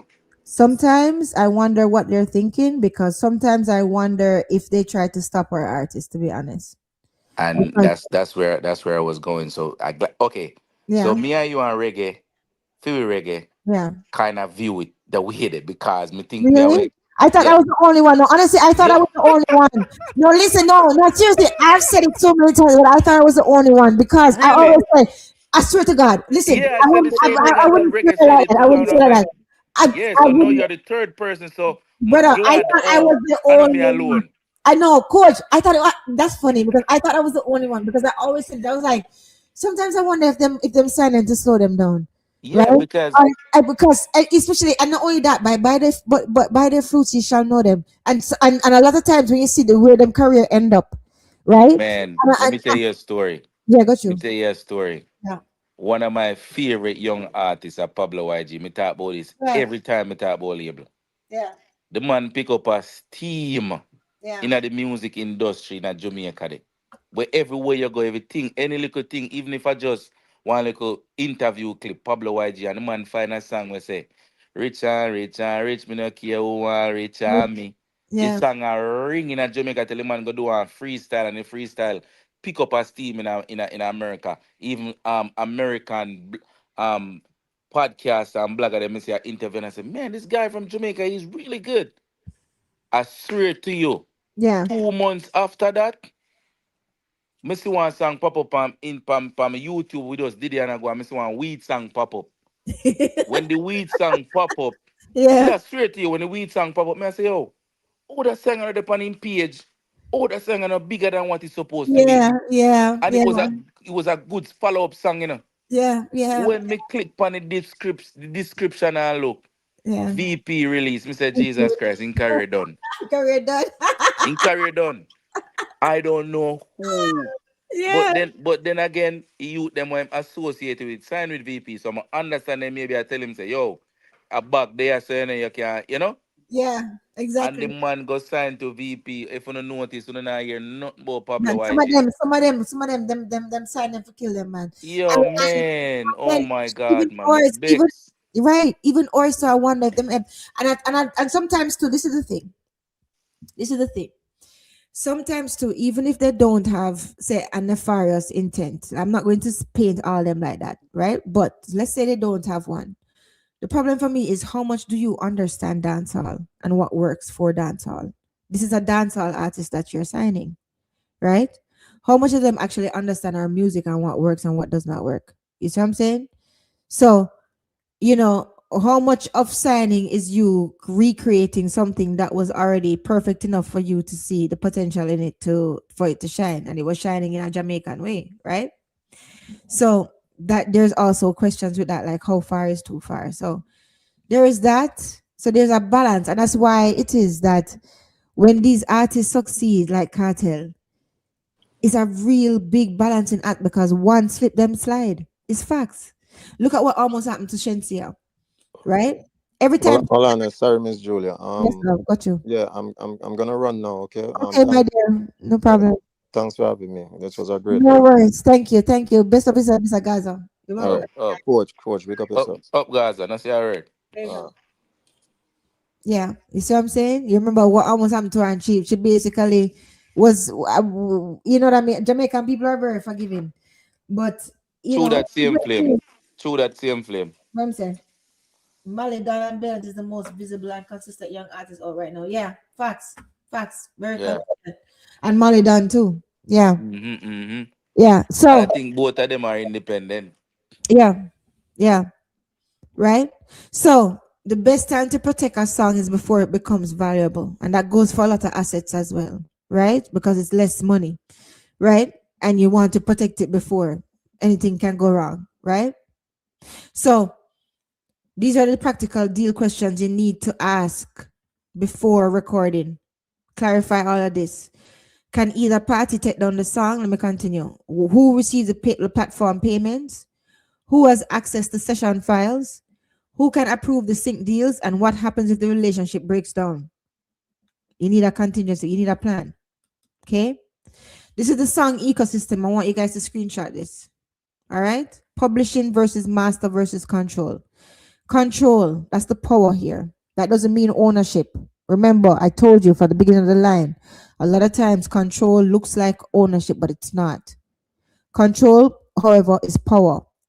Distribution power, the access, the marketing, the relationships in the industry, the release decisions. That's the top, right? Good. Master recording, streams money, and the platforms. Publishing, composition, the royalties, radio sync, the artist creates, right? Goes to their master recordings. all of that, right? Creation, bottom. Money now, the masters, right? Money forever, publishing. The top, control everything. Most artists are fighting for the bottom, while the real players are controlling the top. I need you to sink this in. Don't just be music makers. Actually climb the ladder so that you control more of your art and how you make your money. That's what Vibes Cartel did. Don't just be a music maker. That's why I told that artist, and I was not trying to be rude. And I actually said to him, I said, listen, if you don't get this part straight, you are not in the music business. No matter what you tell yourself, no matter how good looking you are, you're in the performance business. You're just performing. You need to understand because you're not going to be young forever. Right?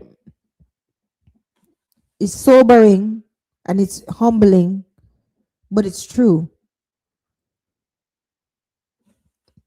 Big up yourself. Big up yourself, Mr. Noble. Mr. Noble said that Variant signed to Sony UK. Okay, good. Didn't know. That's good. I thought it was independent still, to be honest. Killer cross examination for foreign nation students. If you own your masters but you can't get playlisted, who wins? If a label owns your master but makes it global, who made more money? Is 100% of nothing better than 20% of something massive? My final verdict. Ownership gives you rights, yes, but control gives you results. But the real power move, you own what you can, control what you must, but never confuse the two. Never ever confuse ownership for control and control for ownership. Don't confuse them. They can be very confusing, especially when your ego is involved. Do not confuse them. Big difference.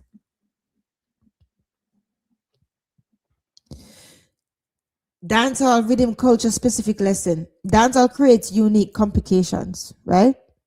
Because the rhythms are often shared, voiced by multiple artists, and treated as a cultural ecosystem. So here's the question that comes up, like what I was telling the other pardon me, same flame when he was asking me about the rhythm. Hold on, let me drink something.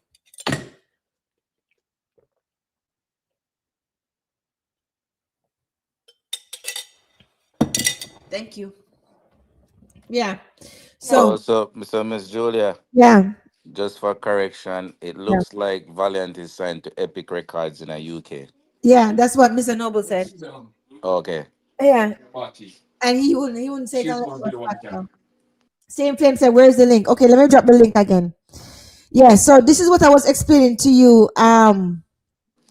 Not you, coach. Yeah, I was Yeah, yeah, explaining to yeah. you as well, coach. Right? I said to you, there's a lot of things that it depends on. Right? Hold on a second. Let me add the link. Hold on. Copy. Quite up, but it like it gone. Can you hear me? Yeah, man, I hear. Okay, 1 second. So the link there, same thing. So listen. So look. So remember when you were asking me about the Yeah, rhythm, I yeah, said to yeah, you, Rohan. You're right. You're right, Rohan. and I said there's a lot of different things why with the rhythm. Listen. So dancehall creates a unique complication because the rhythms are often shared or voiced by multiple artists, right? So the question becomes, was the rhythm exclusive? Was it openly sent out? Did the producer authorize the voicing? Did each artist get a separate master? Who controls the rhythm release? Are publishing splits clear? Can the producer pull one artist's song? Can the artist release without the producer's approval? These are the questions you need to have when you're in a situation like this. Okay? You need to sort them. Example and lesson. Example, a producer creates one rhythm and 5 artists, same flame add. Let me add you to the studio. Added.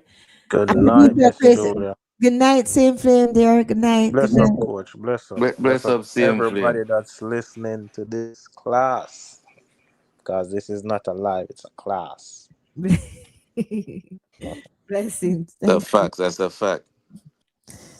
You want to say anything, same flame, before I continue?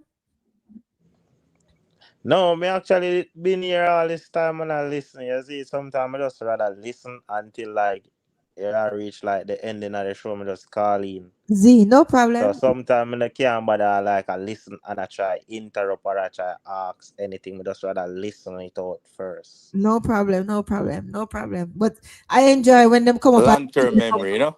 Yeah. Yeah, yeah, yeah. I like when them come and keep my So company. me So rather just soak up in knowledge. You see it go on and soak up in knowledge.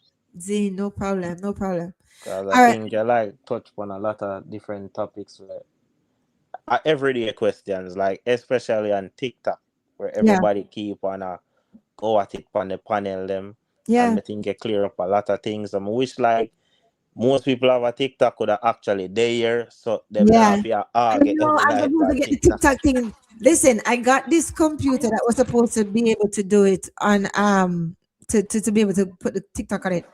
But it was just I just never like it. So I just get rid of it. So I still have my Apple stuff. So I need to figure out a way how to do it with TikTok because I do have the capability with the StreamYard that I have to stream Yeah, over there. because But even when you touch on the topic, the ownership topic, yeah, just the other night, like 2 nights ago, like on Dancehall, like everybody was arguing on who owned the song, who owned the recording, yeah, what's the difference between publishing and masters, and yeah, everybody are share for them opinion, and most people just have opinions, not the facts. So you not, don't know, say they yeah, might constantly go at it. So with yeah. the breakdown today, that would answer a lot of questions Blessings. Thank from you the for other that. night. So me there I listen and me I say, so that make sense. And while you talk me there, I look it up the same way.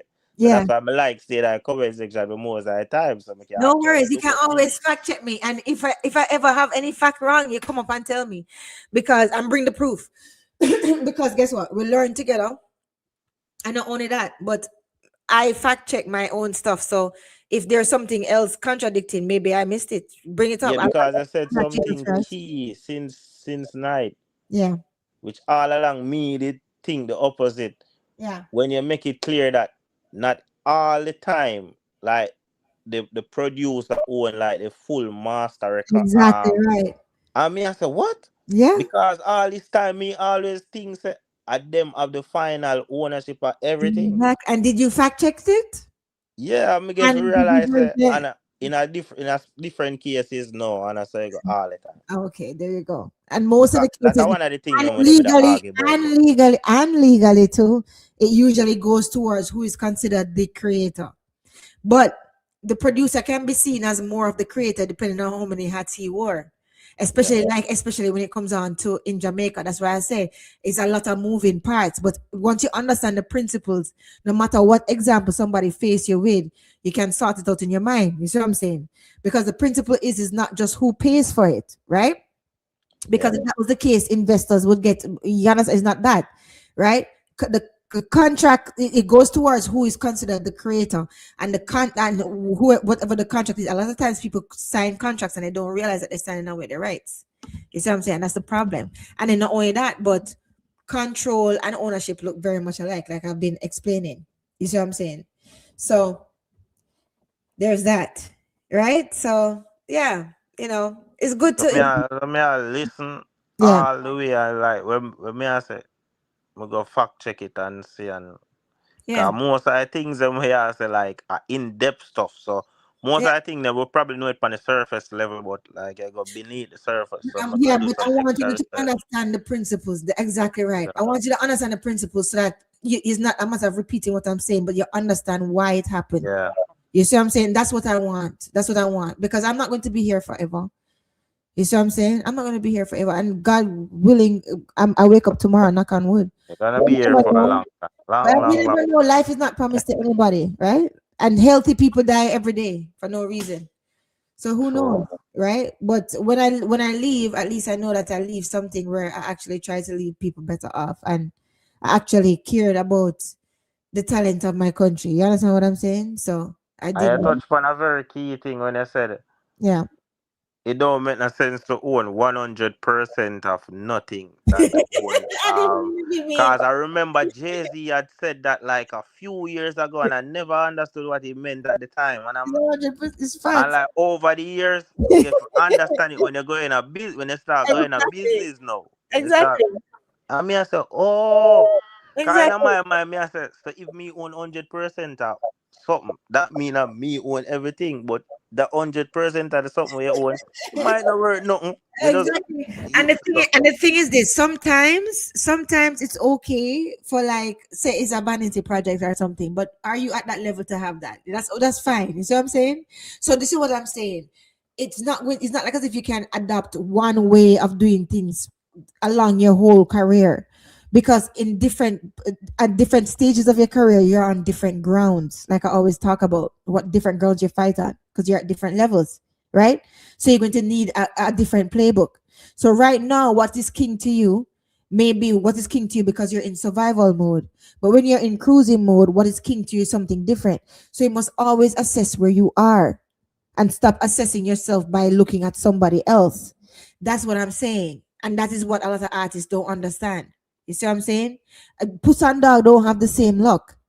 Look at where you are, look at what the song is, and look at what it is that you need.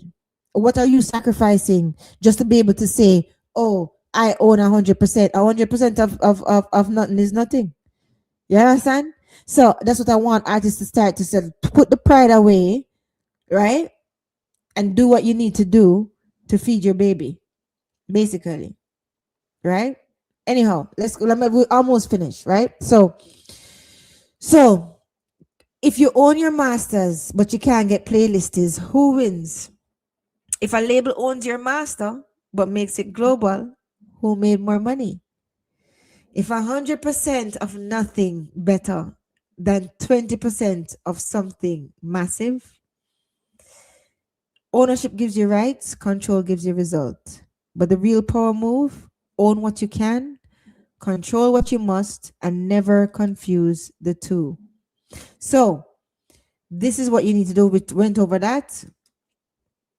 Now, a producer creates one rhythm and 5 artists' voice on it. Each artist may have a separate master, but the producer may still own the underlying rhythm rights. What's the main lesson? Rhythm culture makes agreement clarity even more important because one instrumental can create multiple songs and multiple ownership disputes. These are facts. This is the problem. It needs to be clear. Pardon me. Common traps and mistakes. Here are the common traps and mistakes in our culture. Artists, please pay attention. Take a screenshot. Assuming payments equal ownership. Assuming performance equals ownership. Oops. Assuming performance equals ownership. Assuming friendship replaces paperwork. Friendship never replaces paperwork, okay? Even married people have to sign documents. What's wrong with you? Uploading through someone else's account. Signing for hire, work for hire, without understanding it. You're signing a work for hire, you don't even understand what you're signing. Right? Don't be so glad to get the deal. You don't know what you're signing. Sometimes you're better off without it. Okay? Uploading through someone else's account. Don't do that. Okay? Let me add him to the stage. Right? don't know what happened a while ago. That's okay there. That's okay. You wanted to say something or you want me to should I continue? No, I was listening, but Okay. everything just going blank. Okay. Okay. Well, mute for a second then, please. If you until you're ready. Okay, when you're ready to come on, if you come off. So come on, traps and mistakes. Assuming payments equal ownership, it doesn't. Assuming your performance equals ownership, it does not. Assuming friendship replaces paperwork, it does not.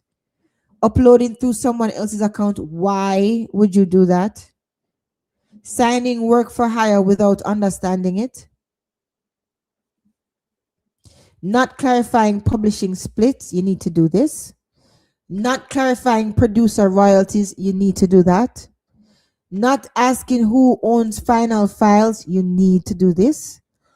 Releasing music on borrowed beats, that cannot happen. Borrowed beats, what is that? So you're building your house on sand. There's no foundation there.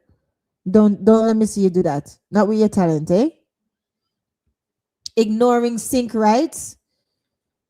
Okay, fine. Do that and get sued. Thinking ownership alone equals success. It does not. You can own a whole heap of nothing. You need value for what you own. I rather own one valuable thing than 1,000 things that have to add up to the one. That's a lot of clutter. That's a lot of shit. Excuse my language. Excuse my language. The main lesson: most music disputes are not caused by lack of talent. They're caused by lack of structure. Artists don't lose their masters because they're not talented. They lose them because they don't understand structure.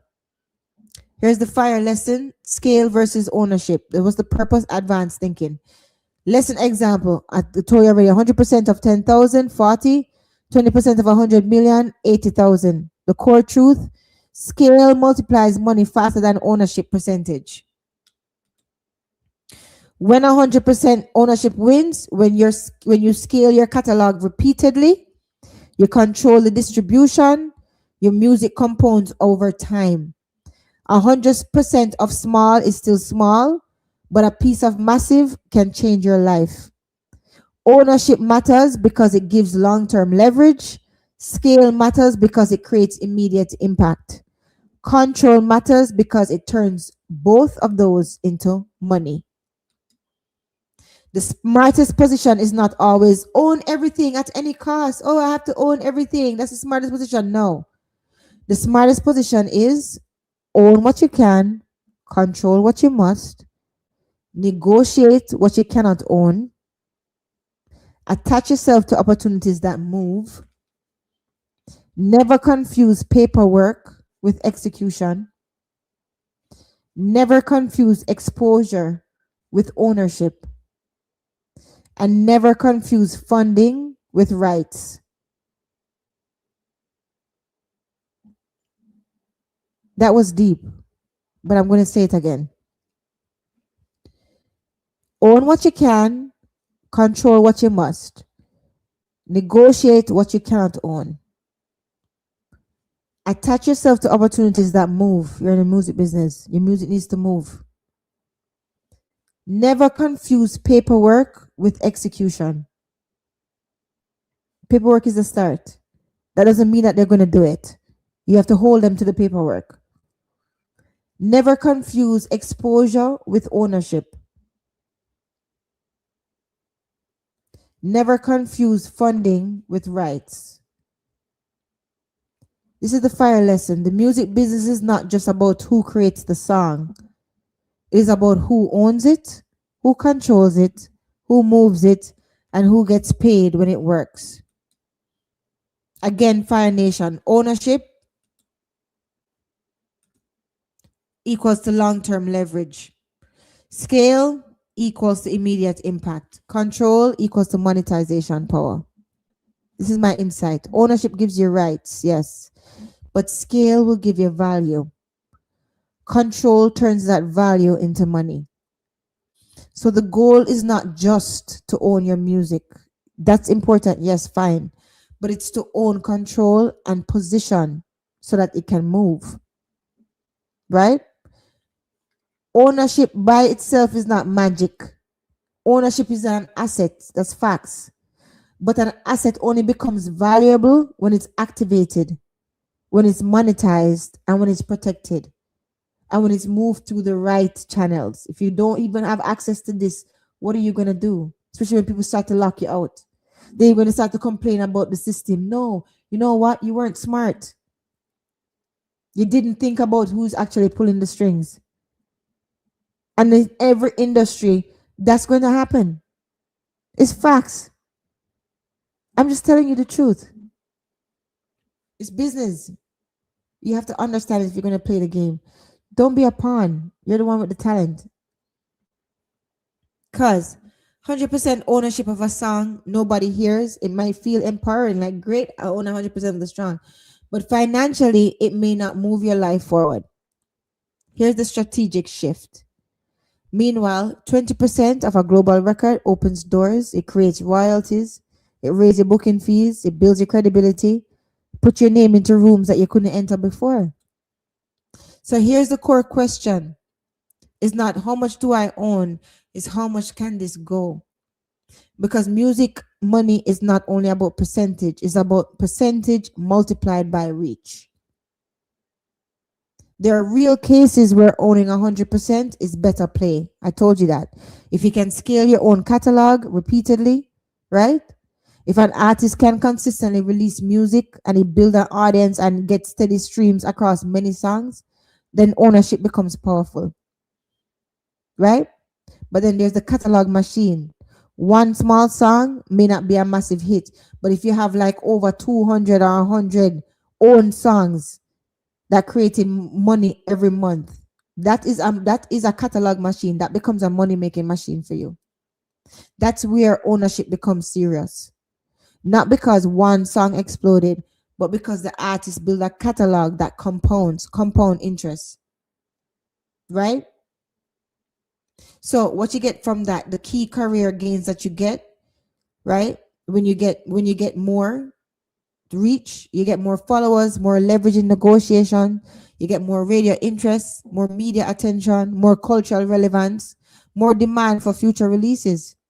So if you look at the big picture, even the artist owns less of that one record, that record can increase the value of their entire career. It's facts. It's a business model argument. Okay. That's why it's not a simple ownership argument. It's a business model argument. How are you making money? How is it flowing? Are you getting the most for what you're putting out at this time? Listen to me. If you take nothing else from tonight, take this. Don't just chase ownership until you understand what you're owning. And don't just chase masters. Understand how they move. Okay? Because the biggest mistake artists make is thinking the goal is to own music. No, the goal is to position your music so it can't be ignored. That's the goal. You need to get your music out there. People need to hear about it. If that's what you want. If that's not what you want, then okay, fine. You make it's a hobby. It's not a career. It's fine to have a nice hobby. I have hobbies that I'm good at, right? But it's not my career. So make up your mind. So basically, you're saying that you can have two artists. One can have 100% control of their master, and one can have 1%. And the one that own 1%, say for instance, in the longer run, the that has the 1% can be achieving more out of their masters than the one that Exactly. owns 100%, Exactly. because their music for that 100% is not being advertised, or Exactly. 100%. Exactly. And that's yeah, why yeah. scale So matters. that's very important. That's a Yeah, very, right. Scale yeah, matters, right? yeah, And that yeah. is why, and that's the thing. Scale matters, and that's why reach can help impact, and reach can help influence if it's good. If the song is good, reach. But the thing is, this reach does not equate to it. It can help it because reach is something that you can pay for. You can put marketing dollars towards something being spread across the world, right? But if it's good, it gets a good chance to catch and to continue that spread. That's why it's such a boost when it's supposed to be such a boost when you have a good label behind you. If the good label is cares about your career, right? You see what I'm saying? So I was fun. It's funny. No, I'm still amazed to be honest because I thought I was the only one that thought that. That sometimes them sign some of our artists to slow them down, and I really believe that, and I see it. No man, Okay. me pick me what like me follow me. Right, Yeah. me not just forward to that conclusion. Yeah. I've just watched like how many artists in Jamaica Same. have signed to a label and have Hold up. success in the music. Same. You know Same. what I mean? Same. So when I did that now and I trace it, I realized the ones that gain success within the music. And pertaining to what you just said a while ago to me, just this is a great point. Yeah. As much as we beat Sean Paul, Yeah. maybe he did the right thing that make his career have a more Yes, longevity. he did. Yes, he did. He You sure did. understand? He So as sure did. much as we see him have all them song and him not own none of them, Mm. maybe if him did own them, they never them maybe not have no reach at That's what I'm all. saying. Exactly. So that's what I'm saying. So it depends on the artist. It depends Yeah, on the song. yeah. So that's what. But what he did was very smart. So what I'm saying is, there's different types of influence, and there's different type of impact. When it come on to commercial influence, Mm-hmm. he has that.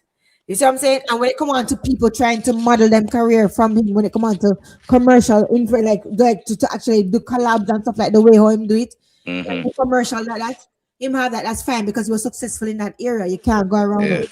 But Cause Cartel is different. who to tell 10, 15 years from now when he own his masters, he may be seeing way more funds than what he would have seen if he had owned them up till this point. Right, exactly. You know So what I mean? who to tell? Who to tell? But at the same Because time, I heard Joe Budden said that. He said he must have wait. I think he has a couple more years before he start owning his masters. I'm like, huh? And I was like, what, Joe Budden? But yeah, then again, Joe Budden does have one hit song, but he has a lot of underground songs that people actually stream yeah, him have, that we don't listen.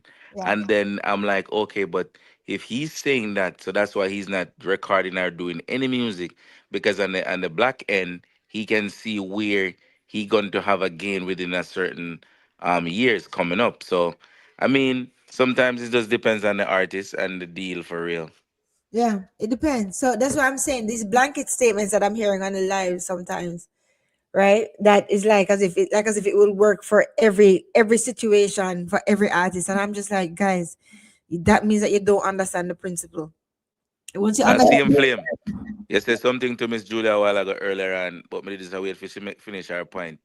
you You know, know, say TikTok is like a fast food, and over here so it's like a cook Jamaican cook shop. You have to wait till the food done cook before you share, before you can get a plate of food. I saw me see TikTok is just a fast food restaurant. Over here, so now the food are cook to order. You know what I mean? Aki and starfish, you have cook to order if you wait. You know what I mean? So you forward there, so now you can literally come back tomorrow, next week, next month, next year, 10 years from now, and this information will be here. But on TikTok, once you finish the live, you eat that, yeah, that's right. a That's fast food, that may I tell us, a fast food. So some of the time, it's just that those people, if they really want to, absorb proper information, and yeah, they need, they follow Miss Julia anywhere she is, and yeah, then that's how them gonna gain the more information. Because once you say, "Hey guys, I'm signing off," that's it on TikTok, yeah. You're right. You're You know right. what I mean? You're Yeah. right. So there's a difference. There's a difference within the platforms, and I just wanted to say that same flame. So you weren't wrong, but you know what I mean. It's just up to the people if they really want the information, the necessary information, and the factual information about the music. Then they follow the person who is giving out those information. Cause Fact. that's how we follow Gaza uncleaner, you know what I mean? Yeah. Because him give out the factual information, and anywhere he turns to give out those information, we are there to receive those information. Yeah. And Miss Julia forward now and then nice space. Yeah, we know forward over here and give her a strength with the information that she a give out. You know Yeah. what I mean? So Blessings. yeah, based off that point, yeah, I that's that's appreciate. that's that's it. That's how I see it. I Bless appreciate. up yourself, bless up yourself, Oris. But What's up, yeah, Mr. man. Morris? What's up, Mr. Morrison? Yeah. Well, I mean, also too, I just hope the information helps. That's the reason I'm out here, right? Like that's one of my ways that I can give back as well too. You know what I mean? To anybody who might be listening, stranger or Yeah, man, yeah, because yeah, at the end of the day, sometimes, Miss Julia, you're not do it for the benefit, but sometimes, as we say, in the longer run, you know what I mean? Yeah, yeah, yeah, as a hear some people say them there, them not say not them just quiet and just soak up the information. So you who to tell, the information spread sometimes fast, sometimes it spread slow. that's As long true. as long as you know you're leaving the information, Yeah, and people I will people actually enjoy it. yeah. You know what I Y- mean? Yeah, yeah. Someone will. Yeah, Sometimes it's better if you're late to the show in certain scenario, yeah, than some. So yeah. You're right. don't feel discouraged or I'm not anything sorry. like that. You know what I Not mean? me at all. Just Me, no, continue. sir. No, sir. Just continue spread the information that necessary. As Yeah, you say, you who to tell somebody major might come across your information and give you a more, a different channel where you can push the information through that wasn't available to you at the moment. You get what I'm saying? we. Yeah, it Who can knows? be who knows? Yeah, it can I be just continue. I just do my best, and also I do it from a clean heart because I actually want to help people who don't have access to certain things. yeah, yeah. And like I really do believe in like I love Jamaican people. You understand? I know that them is the people that people always say them this them that, but listen, people not will appreciate Jamaican people unless them start to travel more out of Jamaica. You see what I'm saying? And then you And if they can gain appreciate something more. from it. Well, right? Big up yourself, Mansa Musa. Big up yourself. Well, blessings, everybody. I've been here long. I was supposed to be here only two Once I hours. move, so bless up yourself, Miss Julia. Go and bless up yourself. You Bless up don't know. yourself. And Miss thank you for Julia, you had to being go, eh? here. Same flame. As I'm here, One coach, Yeah, I see it. got you safely. Yeah, I was going to go away a while ago, but got you. What you, we got Oh man, I say it was a wonderful class. Is it? I learned a lot, and I'm sure a lot of people that pass through learn a lot too. Once them take the time out to actually click and join, I learn them forward for learners. It. blessings. So Cool. say I do a great job out here. The space actually need this, cause nobody really now do it to the level, honestly. So I don't want you get discouraged. Me need to continue. Thank Every you. Saturday we're there, as whether in a comment or on the panel. As All right. we're there. So Blessings. keep it up. Thank you. Great Thank work. you. Thank you very much. Thank you. Thanks, Fire Yeah. Nation. Thanks, Gaza Nation. Blessings. Blessings, Miss Coach, big Julia. up yourself. Miss Bless Julia, up big up. yourself in a I'm out. flame. Fire Nation, listen to me. You don't log off and go back to playing small. You take what you learned and you execute. This is why Fire Nation exists. To rise higher, to build smarter, and to change the financial future of our families. I'm Miss Julia, A.K.A. Miss Blue Fire, always taking you higher. And wherever you go next, you carry our fire with you. Fire Nation, we rise, we build, and we're just getting started.